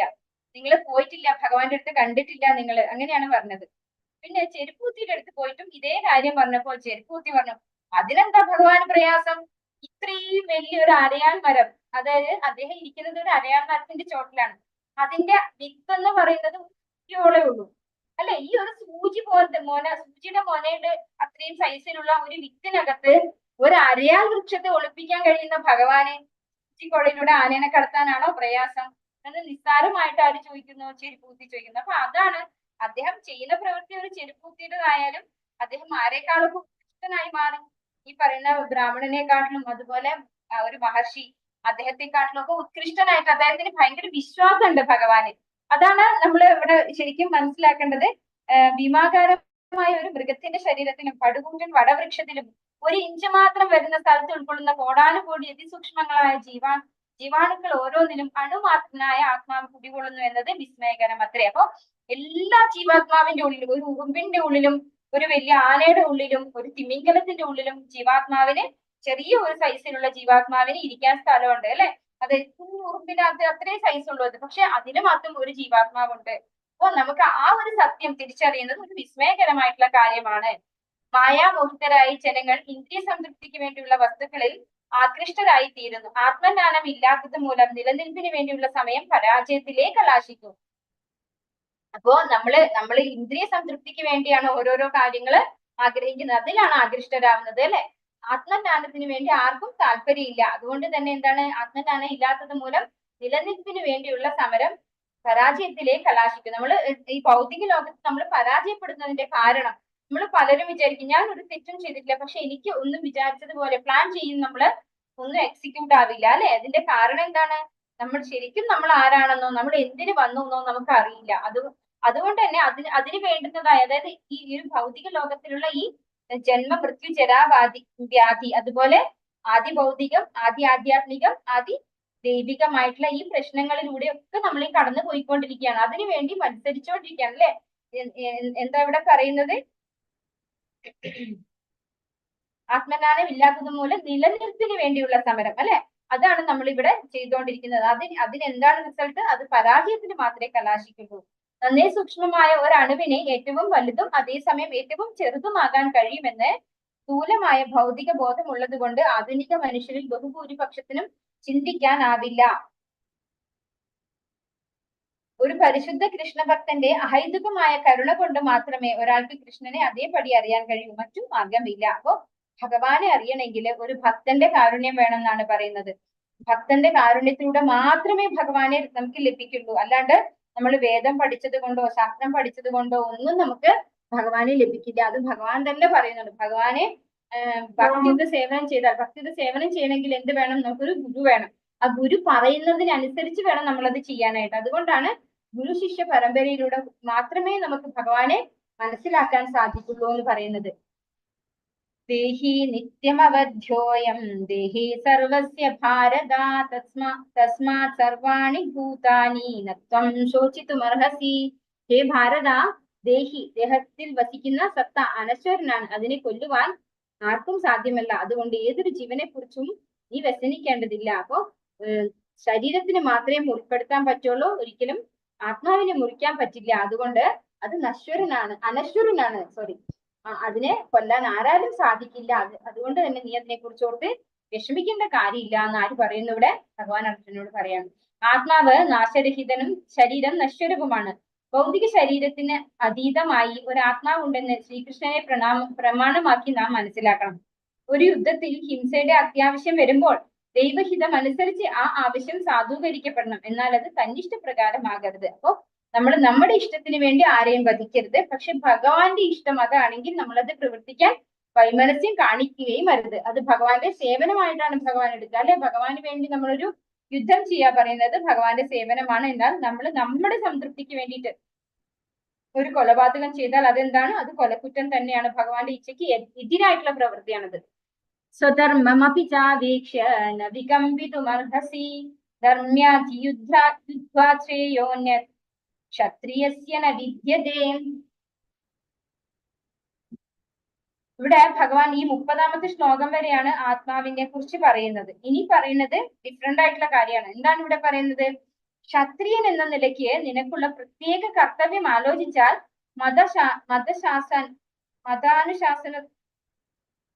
മതശാസ്ത്രാനുസൃതമായ സമരത്തെക്കാൾ ഉത്തമമായ ഒരു കർമ്മവും നിനക്ക് ചെയ്യാനില്ല. അതിനാൽ വൈമുഖ്യം കൈവിടുക. അതായത് ഇനി ഒരു ക്ഷത്രിയന്റെ ഡ്യൂട്ടിയെ കുറിച്ചാണ് ആര് ബോധവൽക്കരിക്കുന്നത്? അർജുനനെ ഭഗവാൻ ബോധവൽക്കരിക്കുന്നത്. ഇത്ര വരെ എന്താണ് ജീവാത്മാവ് എന്ന് പറഞ്ഞു കൊടുത്തു അല്ലെ. ശരീരവും ജീവാത്മാവും തമ്മിലുള്ള ആ വ്യത്യാസം എടുത്തെടുത്തെടുത്ത് ഓരോ ശ്ലോകത്തിലൂടെ പറഞ്ഞു കൊടുത്തു. 2-ാമത്തെ അധ്യായത്തിൽ 30-ാമത്തെ ശ്ലോകം വരെ ഭഗവാൻ ആത്മാവിനെ കുറിച്ചാണ് പറഞ്ഞു കൊടുക്കുന്നത്. ഇവിടെ ഇനി ക്ഷത്രിയന്റെ ഡ്യൂട്ടി ആയിട്ടാണ് ഇനി എന്ത് പറയുന്നത്? ക്ഷത്രിയൻ എന്ന നിലയ്ക്ക് എനിക്ക് പ്രത്യേക കർത്തവ്യം, അതായത് ക്ഷത്രിയന്റെ ഒരു ഡ്യൂട്ടി എന്താണ്? യുദ്ധം ചെയ്യൽ തന്നെയാണ് അല്ലെ. അതിൽ നിന്ന് നിനക്ക് വിട്ടു നിൽക്കാൻ പറ്റില്ല. ഈ ഒരു സമരത്തെക്കാൾ ഉത്തമമായ ഒരു കർമ്മവും നിനക്ക് ചെയ്യാനില്ല. അപ്പൊ ഈ ഒരു ഡ്യൂട്ടിയാണ് നിന്റെ ഏറ്റവും ബെസ്റ്റ് ഡ്യൂട്ടി. അതായത് വേറൊരു ഡ്യൂട്ടി നിനക്ക് ഇതിനേക്കാൾ ബെസ്റ്റ് ആയിട്ട് ചെയ്യാനില്ല. അതിനാൽ വൈമുഖ്യം കൈവിടുക. അപ്പൊ ഓരോരുത്തരെയും ഭഗവാൻ ഓരോ ഡ്യൂട്ടി ഏൽപ്പിച്ചിരിക്കുകയാണ് അല്ലെ. ബ്രാഹ്മണർക്ക് ഒരു ഡ്യൂട്ടിയാണ്, ക്ഷത്രിയർക്ക് ഒരു ഡ്യൂട്ടിയാണ്, വൈശ്യർക്ക് ഒരു ഡ്യൂട്ടിയാണ്, ശൂദ്രർക്ക് വേറൊരു ഡ്യൂട്ടിയാണ്. അപ്പൊ അർജുനൻ ഏത് ക്വാളിറ്റിയിലുള്ള ആളാണ്? ക്ഷത്രിയ ക്വാളിറ്റിയിലുള്ള ആളാണ്. അതുകൊണ്ടാണ് അർജുനൻ മഹാബാഹോ ഒക്കെ ആയിട്ടിരിക്കുന്നത് അല്ലെ. അങ്ങനെയുള്ള ക്ഷത്രിയ ക്വാളിറ്റിയുള്ള അർജുനന്റെ റെസ്പോൺസിബിലിറ്റിയാണ് ഇപ്പൊ ഈ ഒരു യുദ്ധം ചെയ്യാന്നുള്ളത്. അതിൽ നിന്ന് നീ വൈമുഖ്യം കാണിക്കാതിരിക്കൂ എന്നാണ് ഭഗവാൻ അർജുനനോട് പറയുന്നത്.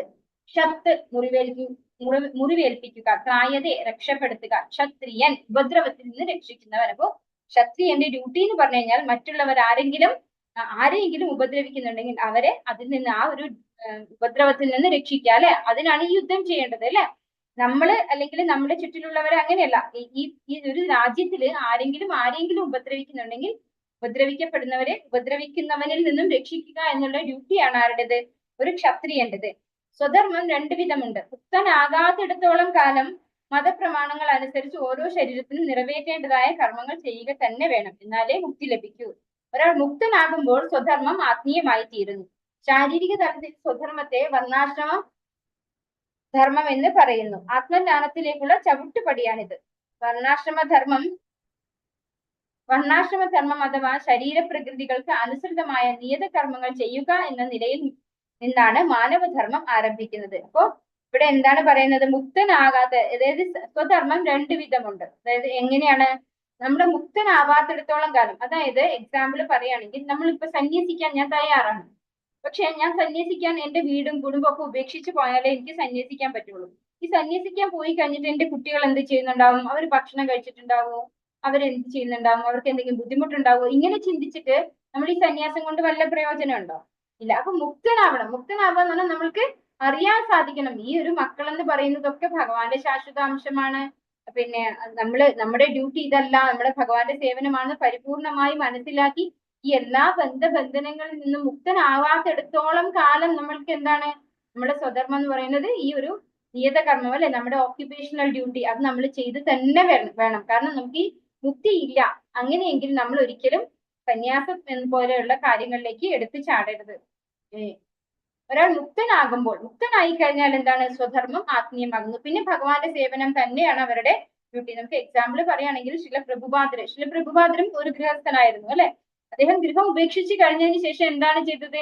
അമേരിക്കയിൽ പോയി കൃഷ്ണബോധം പ്രചരിപ്പിച്ചു അല്ലെ. കുറെ പുസ്തകങ്ങൾ ഉണ്ടാക്കി, പുസ്തകങ്ങൾ എഴുതി, അത് പ്രിന്റ് ചെയ്യലും. നമ്മൾ ശില പ്രഭുപാദരുടെ പുസ്തകം വായിച്ചു കഴിഞ്ഞാൽ നമുക്ക് മനസ്സിലാവും ഫുൾ എന്താണ്? ഡിവോഷണൽ സർവീസ് ആണ്. പിന്നെ കുടുംബത്തെ കുറിച്ച് ചിന്തിക്കോ, അവരെ കുറിച്ച് അന്വേഷിച്ച് പോകുകയോ ഒന്നും ചെയ്തിട്ടില്ല ശില പ്രഭുപാദർ. അപ്പൊ അതുപോലെയുള്ള ഒരു വ്യക്തിക്ക് എന്താണ്? സ്വധർമ്മം ആത്മീയമായി തീർന്നു. അങ്ങനെ നമ്മൾ പൂർണ്ണമായിട്ട് മനസ്സുകൊണ്ട് തന്നെ മുക്തനാകണം. എല്ലാത്തിൽ നിന്നും, എല്ലാ ബന്ധനങ്ങളിൽ നിന്നും മുക്തനായാൽ മാത്രമേ നമുക്ക് ഇതുപോലെയുള്ള കാര്യങ്ങൾ ചെയ്യാൻ സാധിക്കൂ. ശാരീരിക തലത്തിൽ സ്വധർമ്മത്തെ വർണ്ണാശ്രമ ധർമ്മം എന്ന് പറയുന്നു. ഇപ്പോ വർണ്ണാശ്രമ ധർമ്മം നമ്മുടെ ശരീരികളായിട്ട് ഇരിക്കുമ്പോൾ നമുക്ക് വർണ്ണാശ്രമ ധർമ്മമാണ് സ്വധർമ്മം. ആത്മജ്ഞാനത്തിലേക്കുള്ള ചവിട്ടുപടിയാണിത്. അതായത് വർണ്ണാശ്രമ ധർമ്മം അനുസരിച്ച് എന്താണ്? വർണ്ണവും ആശ്രമവും 2 തരമുണ്ട് അല്ലെ. വർണ്ണം എന്തൊക്കെയാണ്? ചാതുർവർണ്ണ്യം എന്തൊക്കെയാണത്? ബ്രാഹ്മണൻ, ക്ഷത്രിയൻ, വൈശ്യൻ, ശൂദ്രൻ. ഇവരാണ് 4 വർണ്ണങ്ങൾ. പിന്നെ 4 ആശ്രമങ്ങൾ. അത് ഏതൊക്കെയാണ്? ബ്രഹ്മചര്യം, ഗാർഹസ്ഥ്യം, വാനപ്രസ്ഥം, സന്യാസം. ഇങ്ങനെ 4 ആശ്രമങ്ങൾ. അതാണ് വർണ്ണ ആശ്രമം എന്ന് പറയുന്നത്. വർണ്ണാശ്രമ ധർമ്മം അഥവാ ശരീരപ്രകൃതികൾക്ക് അനുസൃതമായ നിയത കർമ്മങ്ങൾ ചെയ്യുക എന്ന നിലയിൽ നിന്നാണ് മാനവധർമ്മം ആരംഭിക്കുന്നത്. അപ്പൊ നമ്മൾ നമ്മുടെ ഡ്യൂട്ടി കൃത്യമായിട്ട് ചെയ്യുക, അതാണ് നമുക്ക് ചെയ്യാനുള്ളത് അല്ലെ. നമ്മളൊക്കെ ഏതിലാ വരിക? വർണ്ണാശ്രമ ധർമ്മത്തിൽ തന്നെയാണ് വരിക അല്ലെ. നമ്മൾ നമ്മുടെ ഓക്യുപേഷണൽ ഡ്യൂട്ടി എന്തായാലും ചെയ്യണം. ഒരിക്കലും സന്യാസം നമുക്കൊന്നും പറഞ്ഞിട്ടുള്ളതല്ല. യദൃച്ഛയാചോപപന്നം സ്വർഗദ്വാരമപാവൃതം സുഖിനഃ ക്ഷത്രിയാ പാർത്ഥ ലഭന്തി യുദ്ധമീദൃശം. പാർത്ഥ, യാദൃശ്ചികമായി ഇതുപോലെ ഒരു യുദ്ധത്തിന് അവസരം ലഭിക്കുന്ന ക്ഷത്രിയന്മാർ സന്തുഷ്ടരാണ്. എന്തെന്നാൽ സ്വർഗ കവാടം അവർക്ക് വേണ്ടി തുറക്കപ്പെട്ടിരിക്കുകയാണ്. അപ്പൊ ക്ഷത്രിയർ എന്ന് പറഞ്ഞു കഴിഞ്ഞാൽ അവരെന്താണ്? അവർ യുദ്ധത്തിന് അവസരം കാത്തിരിക്കുന്നവരാണ്. എന്തുകൊണ്ടാണ്? അതില് മരിച്ചാലും അവർക്ക് സ്വർഗമാണ്. അവർക്ക് നരകത്തിലൊന്നും പോകേണ്ടി വരില്ല. അപ്പൊ അവർക്ക് അപ്പൊ തന്നെ സ്വർഗം കിട്ടുകയാണ് ചെയ്യുക. അപ്പൊ അങ്ങനെയുള്ള, അതായത് യുദ്ധത്തിൽ മരിക്കുന്നവർക്ക് പോലും സ്വർഗവാതിൽ തുറന്നിരിക്കുന്നത് കൊണ്ട് തന്നെ അങ്ങനെയുള്ള ക്ഷത്രിയർക്കൊക്കെ യുദ്ധത്തിനുള്ള ഒരു അവസരം ഭയങ്കര സന്തോഷമാണ്. അവര് സന്തുഷ്ടരാണെന്നാണ് ഇവിടെ പറയുന്നത്. ക്ഷത്രിയന്റെ ധർമ്മം പ്രജകളെ ക്ലേശത്തിൽ നിന്ന് രക്ഷിക്കലാണ്. അതിനുവേണ്ടി നിയമാനുസൃതമായ അയാൾക്ക് ഹിംസയുടെ മാർഗം അവലംബിക്കാം. ഏതു വിധം ആലോചിച്ചാലും അർജുനൻ പോരിൽ നിന്ന് ഒഴിഞ്ഞു മാറുന്നത് ന്യായീകരിക്കാൻ വയ്യ. ശത്രുക്കളെ ജയിച്ചാൽ അദ്ദേഹത്തിന് രാജാവായി കഴിയാം. യുദ്ധത്തിൽ മരിച്ചാൽ ആകട്ടെ തനിക്കായി തുറക്കപ്പെട്ട സ്വർഗ കവാടങ്ങളിലൂടെ ഉപരിലോകങ്ങൾ പോകാം. രണ്ടു വിധമായാലും ഈ യുദ്ധം അദ്ദേഹത്തിന്റെ നന്മയ്ക്ക് തന്നെ. ഇപ്പോ ഏത് രീതിയിൽ ചിന്തിച്ചാലും അർജുനന് ഗുണമാണ് ഈ യുദ്ധത്തില് പങ്കെടുക്കുന്നത്. കാരണം എന്തുകൊണ്ടാണ്? അർജുനൻ ഒരിക്കലും തോൽക്കുന്ന ആളല്ല. എങ്കിലും തോറ്റു പോയാലും അർജുനൻ എവിടെ പോവാം? സ്വർഗത്തിലേക്ക് പോവാം. അവിടെ സുഖമായിട്ട് ജീവിക്കാം. ഇനി ഒരു വേള ജയിക്കുകയാണെങ്കിലും എന്താണ്? ഇവിടെ രാജാവായിട്ട് വാഴാം. അപ്പൊ എങ്ങനെ നോക്കിയാലും അർജുനന്റെ നന്മയ്ക്കാണ് ഈ യുദ്ധം എന്നാണ് ഭഗവാൻ പറഞ്ഞു കൊടുക്കുന്നത്. അതചേത്വമിമം ധർമ്മ്യം സംഗ്രാമം ന കരിഷ്യസി തദസ്വധർമ്മം കീർത്തിം ച ഹിത്വാ പാപമവാപ്സ്യസി. അല്ല, ധാർമ്മികമായി ഈ സമരം നീ ചെയ്യുന്നില്ലെങ്കിലോ? സ്വന്തം കടമ നിറവേറ്റാതിരുന്നത് കൊണ്ട് നീ തീർച്ചയായും പാപം കയ്യേൽക്കും. യുദ്ധവീരൻ എന്ന നിന്റെ യശസ് നഷ്ടപ്പെടുകയും ചെയ്യും. ഇനി എങ്ങാനും അർജുനൻ വിചാരിക്കുവാണ് എനിക്ക് യുദ്ധം ചെയ്യാൻ വയ്യ, അല്ലെ, നീ ചെയ്യുന്നില്ല എന്ന് വെച്ചാലോ, അപ്പൊ നിനക്ക് ഇതിന്റെ പാപം ഏറ്റെടുക്കേണ്ടി വരും എന്നാണ് പറയുന്നത്. അപ്പോ അർജുനൻ യുദ്ധം ചെയ്തവരെ കൊന്നാലല്ല, അവരെ കൊന്നു കളഞ്ഞാലല്ല അർജുനന് പാപം വരിക. പിന്നെ എപ്പോഴാണ് അർജുനന് പാപം കിട്ടുക? ഈ അവനവന്റെ ധർമ്മം ചെയ്യാതിരിക്കുമ്പോഴാണ് പാപം ഏറ്റെടുക്കേണ്ടി വരുന്നത് എന്നാണ് ഭഗവാൻ പറയുന്നത്, അല്ലെ. സ്വധർമ്മമാണ്, അതായത് അർജുനൻ ക്ഷത്രിയനാണ്. ആ ക്ഷത്രിയന്റെ ധർമ്മമാണ് ഇപ്പൊ ഈ യുദ്ധം ചെയ്യാന്നുള്ളത്. ആ യുദ്ധം ചെയ്യാത്തത് കൊണ്ട് തന്നെ നീ പാപിയായി തീരും. യുദ്ധവീരൻ എന്ന നിന്റെ യശസ് നഷ്ടപ്പെടുകയും ചെയ്യും. അപ്പൊ ഇത്രയും കാലവും അർജുനനെ എന്തായിട്ടാണ്? വില്ലാളി വീരൻ, അല്ലെ. നമ്മള് ഭഗവത്ഗീത അവസാനത്തിൽ തന്നെ പറയുന്നുണ്ട്, എവിടെ യോഗേശ്വരനായ കൃഷ്ണനുണ്ടോ, എവിടെ വില്ലാളി വീരനായ അർജുനനുണ്ടോ, അല്ലെ. അപ്പൊ വില്ലാളി വീരൻ എന്നുള്ള പേര് സൽകീർത്തി ആർക്കുണ്ട്? അർജുനനുണ്ട്. ആ യശസ് നിനക്ക് നഷ്ടപ്പെടുകയും ചെയ്യും. നീ പാപം ഏറ്റെടുക്കേണ്ടതായിട്ടും വരും യുദ്ധം ചെയ്തില്ലെങ്കിൽ. അർജുനൻ ഒരു പ്രശസ്ത യോദ്ധാവാണ്. അദ്ദേഹം അനേകം ദേവന്മാരെ, പരമശിവനെ പോലും യുദ്ധത്തിൽ തോൽപ്പിച്ച് കീർത്തി നേടിയിട്ടുണ്ട്. ഈ യുദ്ധത്തിൽ നിന്ന് ഒഴിഞ്ഞു മാറിയാൽ ക്ഷത്രിയൻ എന്ന നിലയിൽ തനിക്കുള്ള കടമ നിറവേറ്റിയില്ലെന്ന് വരുമ്പോ തന്റെ ഡ്യൂട്ടി അത് ചെയ്തില്ല, അത് തന്നെ ഒരു വലിയൊരു തെറ്റായി മാറുകയാണ് ചെയ്യുന്നത്. അതിനു പുറമെ ഇതേവരെ നേടിയ സൽകീർത്തിയും നഷ്ടപ്പെടും. തനിക്ക് നരകത്തിലേക്ക് വഴിയൊരുക്കലാവും അത്. അപ്പോ അർജുനന് നരകത്തിലേക്ക് പോകേണ്ടി വരും യുദ്ധം ചെയ്തില്ലെങ്കിൽ. മറ്റൊരു വിധത്തിൽ പറഞ്ഞാൽ യുദ്ധം ചെയ്യുന്നത് കൊണ്ടല്ല, അതിൽ നിന്ന് വിട്ടു നിൽക്കുന്നത് കൊണ്ടാണ് അദ്ദേഹം നരകം പോകേണ്ടി വരുന്നത്. അപ്പോ അർജുനൻ യുദ്ധം ചെയ്യാണ് വേണ്ടത്, ചെയ്തില്ലെങ്കിലാണ് നരകത്തിൽ പോകുക. അപ്പൊ അർജുനൻ എന്തായിരുന്നു ഡൗട്ട്? ഇവരെ കൊന്നു കളഞ്ഞിട്ട് നമ്മൾ എന്തിനാണ് പാപം ഏറ്റെടുക്കുന്നത്? അപ്പൊ എവിടെ അങ്ങനെ കൊല്ലുന്നത് കൊണ്ട് പാപമല്ല വരുന്നത്, കൊല്ലാതിരിക്കുന്നത് കൊണ്ട് അല്ലെങ്കിൽ യുദ്ധം ചെയ്യാതിരിക്കുന്നത് കൊണ്ടാണ് പാപം കിട്ടുന്നത് എന്ന് ഭഗവാൻ പറഞ്ഞു കൊടുക്കുന്നു അർജുനന്.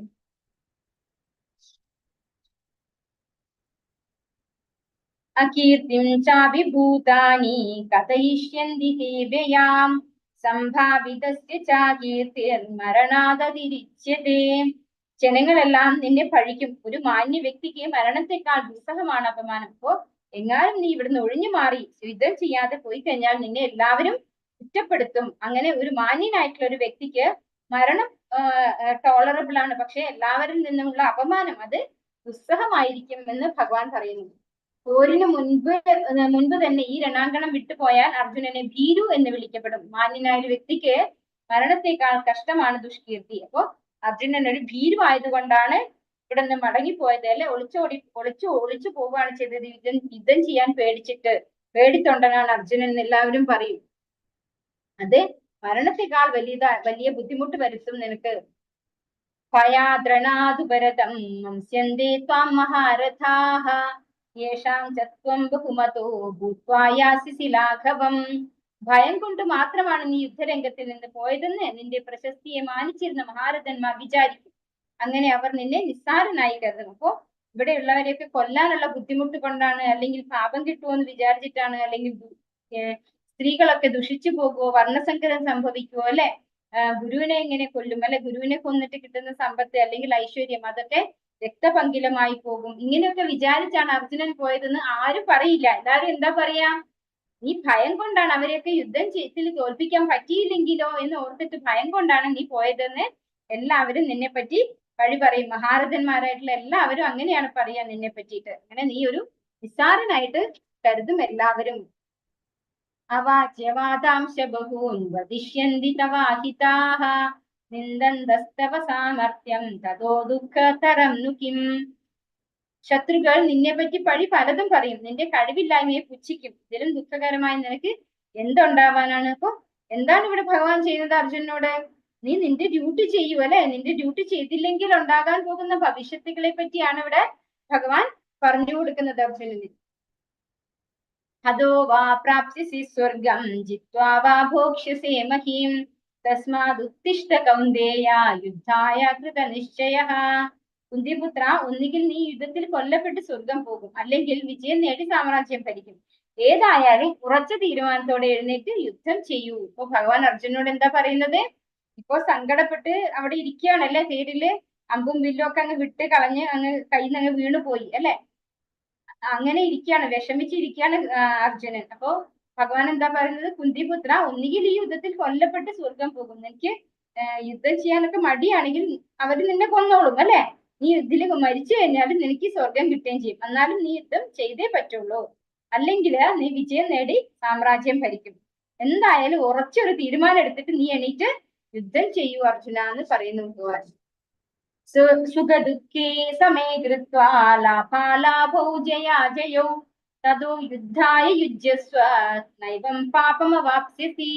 അപ്പോ ഈ യുദ്ധം ചെയ്താൽ എങ്ങനെയാണ് പാപം ഇല്ലാതെയാക്കാൻ പറ്റുക? അതാണ് ഭഗവാൻ പറഞ്ഞു കൊടുക്കുന്നത്. യുദ്ധത്തിന് വേണ്ടി മാത്രം നീ യുദ്ധം ചെയ്യുക. ഫലം സന്തുഷ്ടിയോ സന്താപമോ നഷ്ടമോ ലാഭമോ ജയമോ തോൽവിയോ എന്നതിനെ കുറിച്ച് ഓർക്കരുത്. എന്നാൽ നിനക്ക് ഒരിക്കലും പാപം ഏൽക്കില്ല. അപ്പോ എനിക്ക് സമ്പത്ത് വേണം, അല്ലെങ്കിൽ എനിക്ക് രാജ്യം ഭരിക്കണം എന്നുള്ള ഒരു ആഗ്രഹത്തോടു കൂടി നീ യുദ്ധം ചെയ്യണ്ട.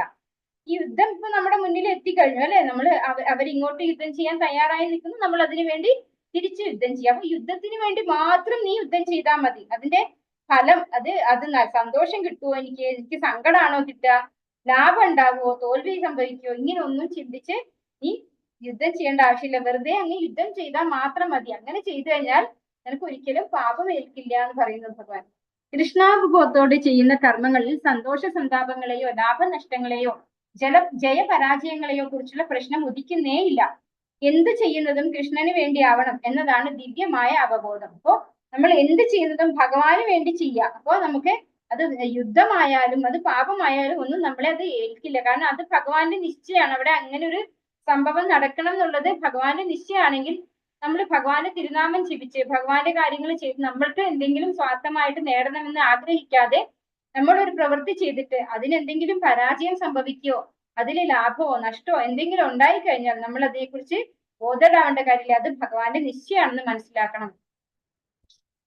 അത് ഇങ്ങനെയുള്ളതാണ്. അതായത് കൃഷ്ണന് വേണ്ടിയാവണം, അതായത് എന്ത് ചെയ്യുന്നതും കൃഷ്ണന് വേണ്ടിയാവണം എന്നതാണ് നമ്മുടെ ദിവ്യമായ കൃഷ്ണ അവബോധം എന്ന് പറയുന്നത്.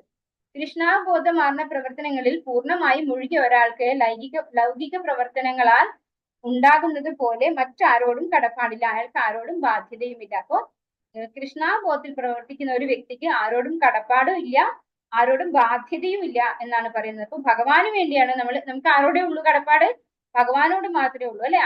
ഭഗവാന് വേണ്ടി മാത്രം, ഭഗവാന്റെ സന്തോഷത്തിന് വേണ്ടി മാത്രം നമ്മള് കർമ്മം ചെയ്താൽ മതി. നമ്മൾ കൃഷ്ണാബോധത്തിലാണെങ്കിൽ. സാഖ്യേ ബുദ്ധിർയോഗേ ത്വിമാം ശൃണു ബുദ്ധ്യാ യുക്തോ യയാ പാർത്ഥ കർമ്മബന്ധം പ്രഹാസ്യസി. ഇതുവരെ അപഗ്രഥനാത്മകമായ പഠനത്തിലൂടെ ആ ജ്ഞാനത്തെ പറ്റി നിനക്ക് ഞാൻ വിവരിച്ചു തന്നു. കലാസക്തി ഇല്ലാത്ത കർമ്മം ചെയ്യുന്നതിനെ പറ്റി ഇനി വിവരിക്കുന്നത് കേൾക്കൂ. അല്ലയോ പാർത്ഥ, ഇത് അറിഞ്ഞു പ്രവർത്തിച്ചാൽ നിനക്ക് കർമ്മബന്ധനങ്ങളിൽ നിന്ന് മുക്തനാവാം. അപ്പൊ ഭഗവാൻ ആദ്യം എന്ത് പറഞ്ഞു കൊടുത്തു? എന്താണ് ശരീരം, എന്താണ് ആത്മാവ് എന്ന് പറഞ്ഞു കൊടുത്തു അല്ലെ. അത് കഴിഞ്ഞിട്ട് എന്ത് പറഞ്ഞു കൊടുത്തു? ക്ഷത്രിയന്റെ ഡ്യൂട്ടിയെ കുറിച്ച് പറഞ്ഞു കൊടുത്തു അല്ലെ. ആ ഡ്യൂട്ടി ചെയ്തില്ലെങ്കിലാണ് പാപം ലഭിക്കാൻ പോകുന്നത് എന്ന് പറഞ്ഞു. ഇനിയിപ്പോ എന്താ ഇവിടെ 39ാമത്തെ ശ്ലോകത്തിൽ ഭഗവാൻ എന്താ അർജുനോട് പറയുന്നത്? നീ കലാസക്തി ഇല്ലാതെ എങ്ങനെയാണ് കർമ്മം ചെയ്യുക? അപ്പോ തൊട്ട് മുമ്പത്തെ ശ്ലോകത്തിൽ ഭഗവാൻ എന്താ പറഞ്ഞത്? നീ യുദ്ധത്തിനായിക്കൊണ്ട് യുദ്ധം ചെയ്യുക, അതിലെ ലാഭമോ നഷ്ടമോ സന്തോഷമോ സന്താപമോ ഒന്നും നീ നോക്കേണ്ട ആവശ്യമില്ല, അങ്ങനെ നീ യുദ്ധം ചെയ്തോളൂ എന്ന് പറഞ്ഞു. അതെങ്ങനെയാണ് യുദ്ധം ചെയ്യുക? അത് എന്ത് തരം യുദ്ധമാണ്? അത് ഫലാസക്തി ഇല്ലാത്ത കർമ്മമാണ് അല്ലെ? നമ്മൾ എന്ത് റിസൾട്ട് വേണം, റിസൾട്ട് ഓറിയന്റഡ് അല്ലാതെ, അതായത് എന്തോ റിസൾട്ട് ആയിക്കോട്ടെ, എന്നോട് ഭഗവാൻ ഇത് ചെയ്യാൻ പറഞ്ഞു, ഞാൻ ചെയ്തു, അങ്ങനെയാണ് പറയുന്നത്. അപ്പൊ റിസൾട്ട് ഓറിയന്റഡ് അല്ലാത്ത കർമ്മം എങ്ങനെയാണ് ചെയ്യുന്നതെന്ന് ഇനി വിവരിച്ചു തരാം എന്നാണ് ഭഗവാൻ ഇവിടെ പറയുന്നത്.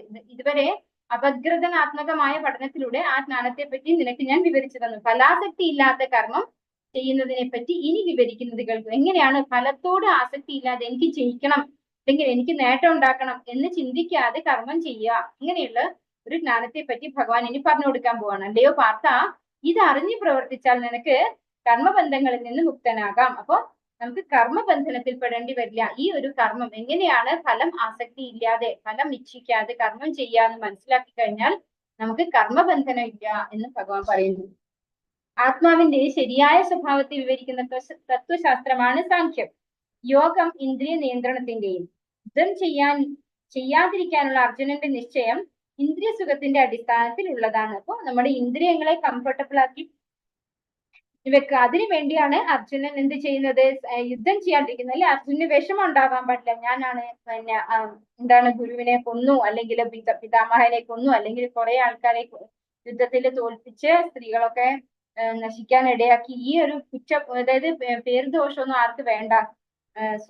ഒരു കുറ്റവും കേൾക്കാതെ സുഖമായിട്ടിരിക്കണം അർജുനൻ. അതുകൊണ്ടാണ് പറയുന്നത് ഇന്ദ്രിയ സുഖത്തിന്റെ അടിസ്ഥാനത്തിലുള്ളതാണ് ഈ യുദ്ധം ചെയ്യാതിരിക്കാനുള്ള അർജുനന്റെ നിശ്ചയം എന്ന്. നേഹാഭിക്രമനാശോസ്തി പ്രത്യവായോ ന വിദ്യത്തെ സ്വൽപമപ്യസ്യ ധർമ്മസ്യ ത്രായത്തെ മഹദോ ഭയാത്. നഷ്ടമോ ലാഭമോ ഈ ഉദ്യമത്തിലില്ല. ഈ വഴിക്കുള്ള ചെറിയൊരു മുന്നേറ്റവും മഹാഭയങ്ങളിൽ നിന്ന് രക്ഷ നൽകുന്നു. അപ്പോ ഫലേച്ഛ കൂടാതെയുള്ള കർമ്മത്തെ കുറിച്ച് വിവരിക്കാം എന്നാണ് ഭഗവാൻ പറഞ്ഞത് അല്ലെ. അപ്പോ ഭഗവാൻ പറയാണ് ഈ ഒരു ഉദ്യമത്തില്, അതായത് ഈ ഫലം ആഗ്രഹിക്കാതെ കർമ്മം ചെയ്യുന്ന ഈ ഒരു കാര്യത്തില് എന്തില്ല, നഷ്ടവും ഇല്ല, ലാഭമോ അങ്ങനെ ഒന്നും ഈ ഒരു കാര്യത്തിൽ ഇല്ല. ചെറിയൊരു മുന്നേറ്റം പോലും മഹാഭയങ്ങളിൽ നിന്ന് രക്ഷ നൽകുന്നു. എന്താണ് നമ്മുടെ മഹാഭയം? നമ്മുടെ ശരീരം ആത്മാവ് എന്തെന്ന് തിരിച്ചറിവില്ലാത്തിടത്തോളം കാലം നമുക്ക് മരണഭയം ഉണ്ട് അല്ലെ. മരണഭയം, അതായത് ഭക്തന്മാർക്ക് എന്താണ് ഭയം? നീച യോനികളിലേക്ക് പോയി ജനിക്കാതിരിക്കണം അല്ലെ, അതിനുള്ള കർമ്മങ്ങൾ ചെയ്യാതിരിക്കണം എന്നുള്ളതാണ് ഭക്തന്മാരുടെ ഭയം. അപ്പോ എന്ത് തന്നെ ആയിക്കോട്ടെ, ഇതിലുള്ള ചെറിയൊരു മുന്നേറ്റം പോലും നമ്മളെ എല്ലാ വിധത്തിലുള്ള ഭയങ്ങളിൽ നിന്നും രക്ഷിക്കുന്നു എന്നാണ് പറയുന്നത്. കൃഷ്ണാബോധത്തോടെ അഥവാ ഇന്ദ്രിയ സംതൃപ്തിയെ കാക്ഷിക്കാതെ കൃഷ്ണന് വേണ്ടി മാത്രം ചെയ്യുന്നതത്രേ കർമ്മത്തിന്റെ അതീന്ദ്രിയ വൈശിഷ്ട്യം. അത്തരം പ്രവർത്തനങ്ങൾക്ക് വിഘ്നങ്ങൾ ഉണ്ടാകുന്നില്ല, ഒരിക്കലും അവ നഷ്ടത്തിൽ കലാശിക്കുന്നുമില്ല. അപ്പോ കൃഷ്ണാബോധത്തോടെ ഇന്ദ്രിയ സംതൃപ്തിയെ കാക്ഷിക്കാതെ, ഫലം ഇച്ഛിക്കാതെ ചെയ്യുന്ന കർമ്മം എന്ന് പറഞ്ഞു കഴിഞ്ഞാല് ഭഗവാന്റെ ഇന്ദ്രിയങ്ങളെ സംതൃപ്തിപ്പെടുത്താനുള്ള കർമ്മമാണ്. അത് അകർമ്മം എന്ന് പറയും അല്ലെ. ഭഗവാനെ സന്തോഷിപ്പിക്കുക, ഭഗവാൻ മാത്രമാണ് പരമഭോക്താവെന്ന് മനസ്സിലാക്കി ഭഗവാന്റെ സന്തോഷം മാത്രം ലക്ഷ്യം വെച്ച് ആ ഒരു പ്രവൃത്തി കൊണ്ട് എന്ത് തന്നെ റിസൾട്ട് ഉണ്ടായാലും അത് ഭഗവാന്റെ പ്രസാദമായിട്ട് സ്വീകരിക്കാൻ കഴിയുന്നത് നഷ്ടമാകട്ടെ ലാഭമാകട്ടെ, അതാണ് കൃഷ്ണാബോധത്തോടെയുള്ള ഈ പ്രവർത്തനം എന്ന് പറയുന്നത്. അത്തരത്തിലുള്ള പ്രവർത്തനങ്ങൾക്ക് എന്തില്ല, ലാഭനഷ്ടങ്ങൾ ഇല്ല എന്നാണ് പറയുന്നത്. കൃഷ്ണാബോധത്തോടെ അനുഷ്ഠിക്കുന്ന പ്രവർത്തനം കേവലം ഒരു ശതമാനമാണെങ്കിൽ പോലും അതിന് പൂർണ്ണമായ ഫലം ലഭിക്കുന്നു. അപ്പൊ വളരെ കുറച്ചാണ് ചെയ്യുന്നതെങ്കിൽ പോലും അതിന് പൂർണ്ണമായ ഫലം ലഭിക്കുന്നു. ഇതിന് നമ്മൾ കഴിഞ്ഞ, അതായത് ലെവൽ 1 ഒരു എക്സാമ്പിൾ പറഞ്ഞിട്ടുണ്ടായിരുന്നു.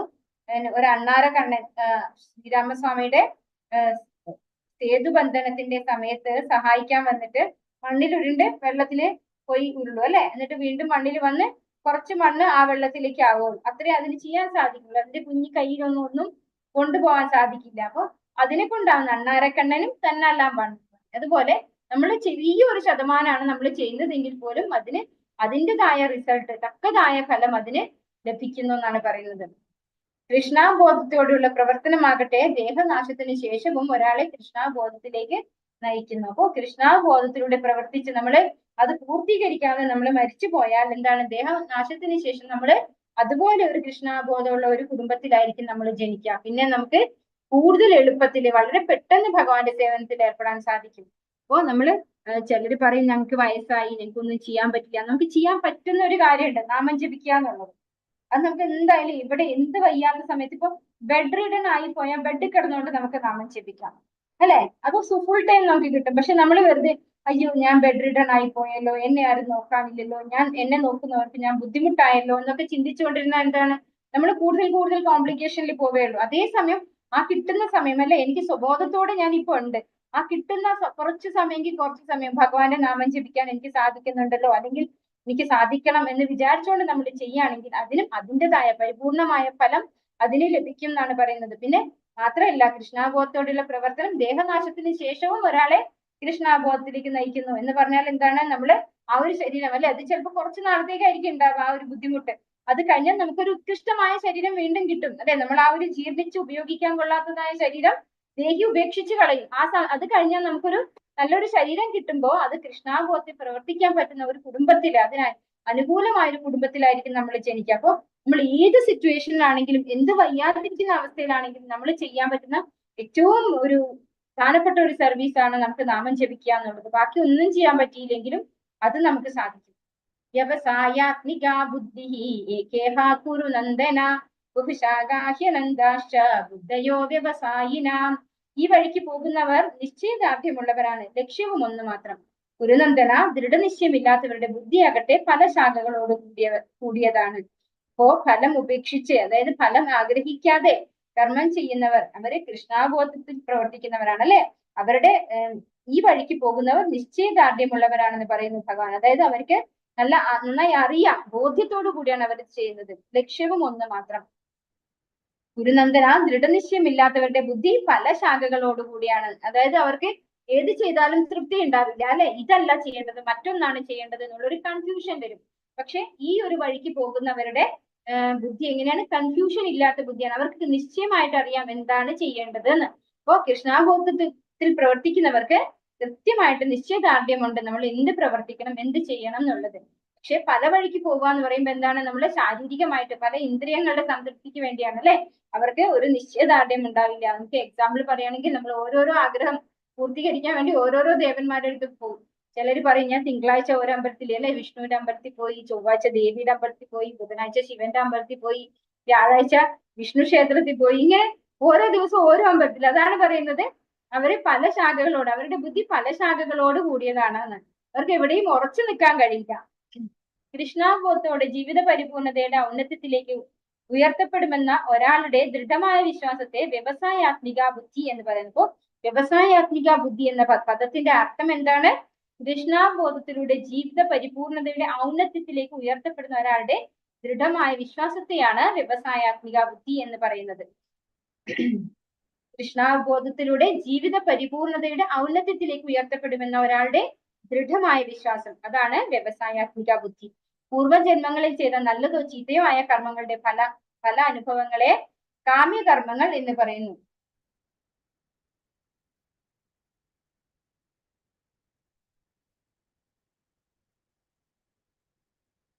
അപ്പൊ നമ്മള് പൂർവ്വജന്മ കർമ്മങ്ങളിൽ ചെയ്ത നല്ലതോ ചീത്തയോ ആയ കർമ്മങ്ങളുടെ, അതായത് അതിനനുസരിച്ചാണ് നമ്മൾ ഈ ഒരു ശരീരം ലഭിക്കുന്നത് അല്ലെ. അങ്ങനെയുള്ള ഫലങ്ങൾ അനുഭവിക്കുന്ന പല അനുഭവങ്ങളെ കാമ്യകർമ്മങ്ങൾ എന്ന് പറയുന്നു. നമ്മൾ നമ്മുടെ പൂർവ്വജന്മ കർമ്മങ്ങൾക്കനുസരിച്ചാണ് ഈ ജന്മത്ത് ഓരോരോ കാര്യങ്ങളും ചെയ്യുന്നത്. ഈ ചെയ്യുന്ന കാര്യങ്ങളൊക്കെ എന്തായിരിക്കും? നമുക്കൊരു റിസൾട്ട് ഓറിയന്റഡ് ആയിട്ട് മാത്രമേ നമ്മൾ ഈ ഭൗതിക ലോകത്ത് ചെയ്യുള്ളൂ അല്ലെ. അങ്ങനെയുള്ള കാര്യങ്ങൾ നമ്മൾ റിസൾട്ട് ഓറിയന്റഡ് ആയിട്ട്, അല്ലെങ്കിൽ എനിക്ക് എന്തെങ്കിലും നേട്ടം കിട്ടണം എന്ന് ആഗ്രഹിച്ചുകൊണ്ട് ചെയ്യുന്ന കർമ്മങ്ങളെയാണ് കാമ്യകർമ്മങ്ങൾ എന്ന് പറയുന്നത്.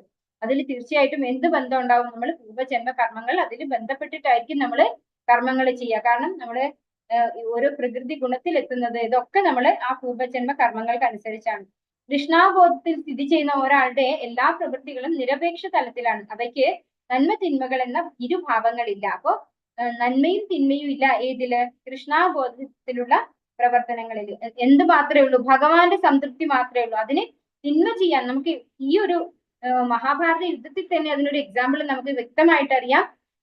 ഭഗവാൻ ശ്രീകൃഷ്ണൻ നമ്മുടെ ധർമ്മപുത്രി യുധിഷ്ഠിരനോട് പറയുന്നുണ്ട് അശ്വത്ഥാമ ഹത എന്ന് പറയാനായിട്ട്. അതായത് അശ്വത്ഥാമാവാണ് ദ്രോണാചാര്യരുടെ വീക്ക്നെസ്. അപ്പൊ ദ്രോണാചാര്യരാണെങ്കിൽ ആയുധം വെക്കാത്തിടത്തോളം കാലം ദ്രോണാചാര്യരെ നമുക്ക് കൊല്ലാൻ സാധിക്കില്ല.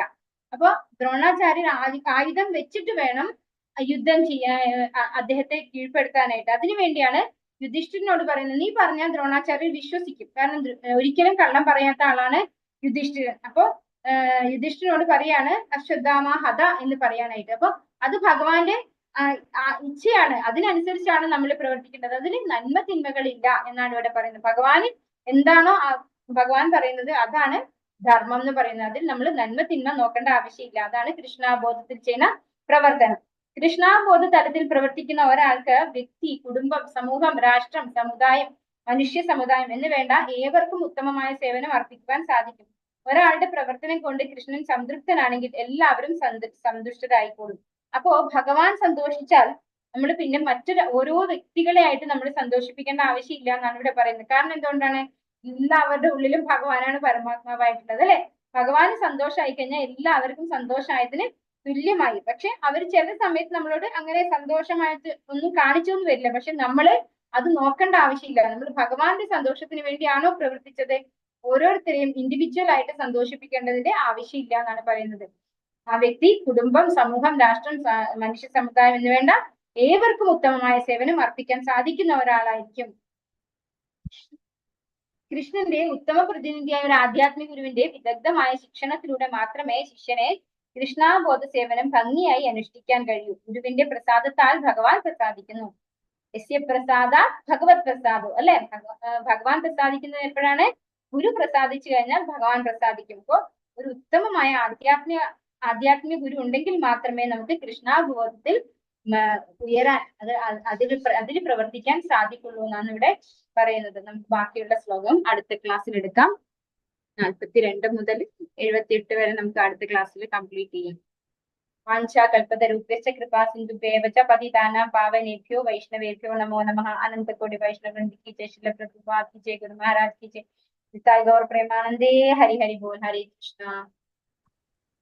അറ്റൻഡൻസ് ഇടാൻ പറ്റിയില്ല.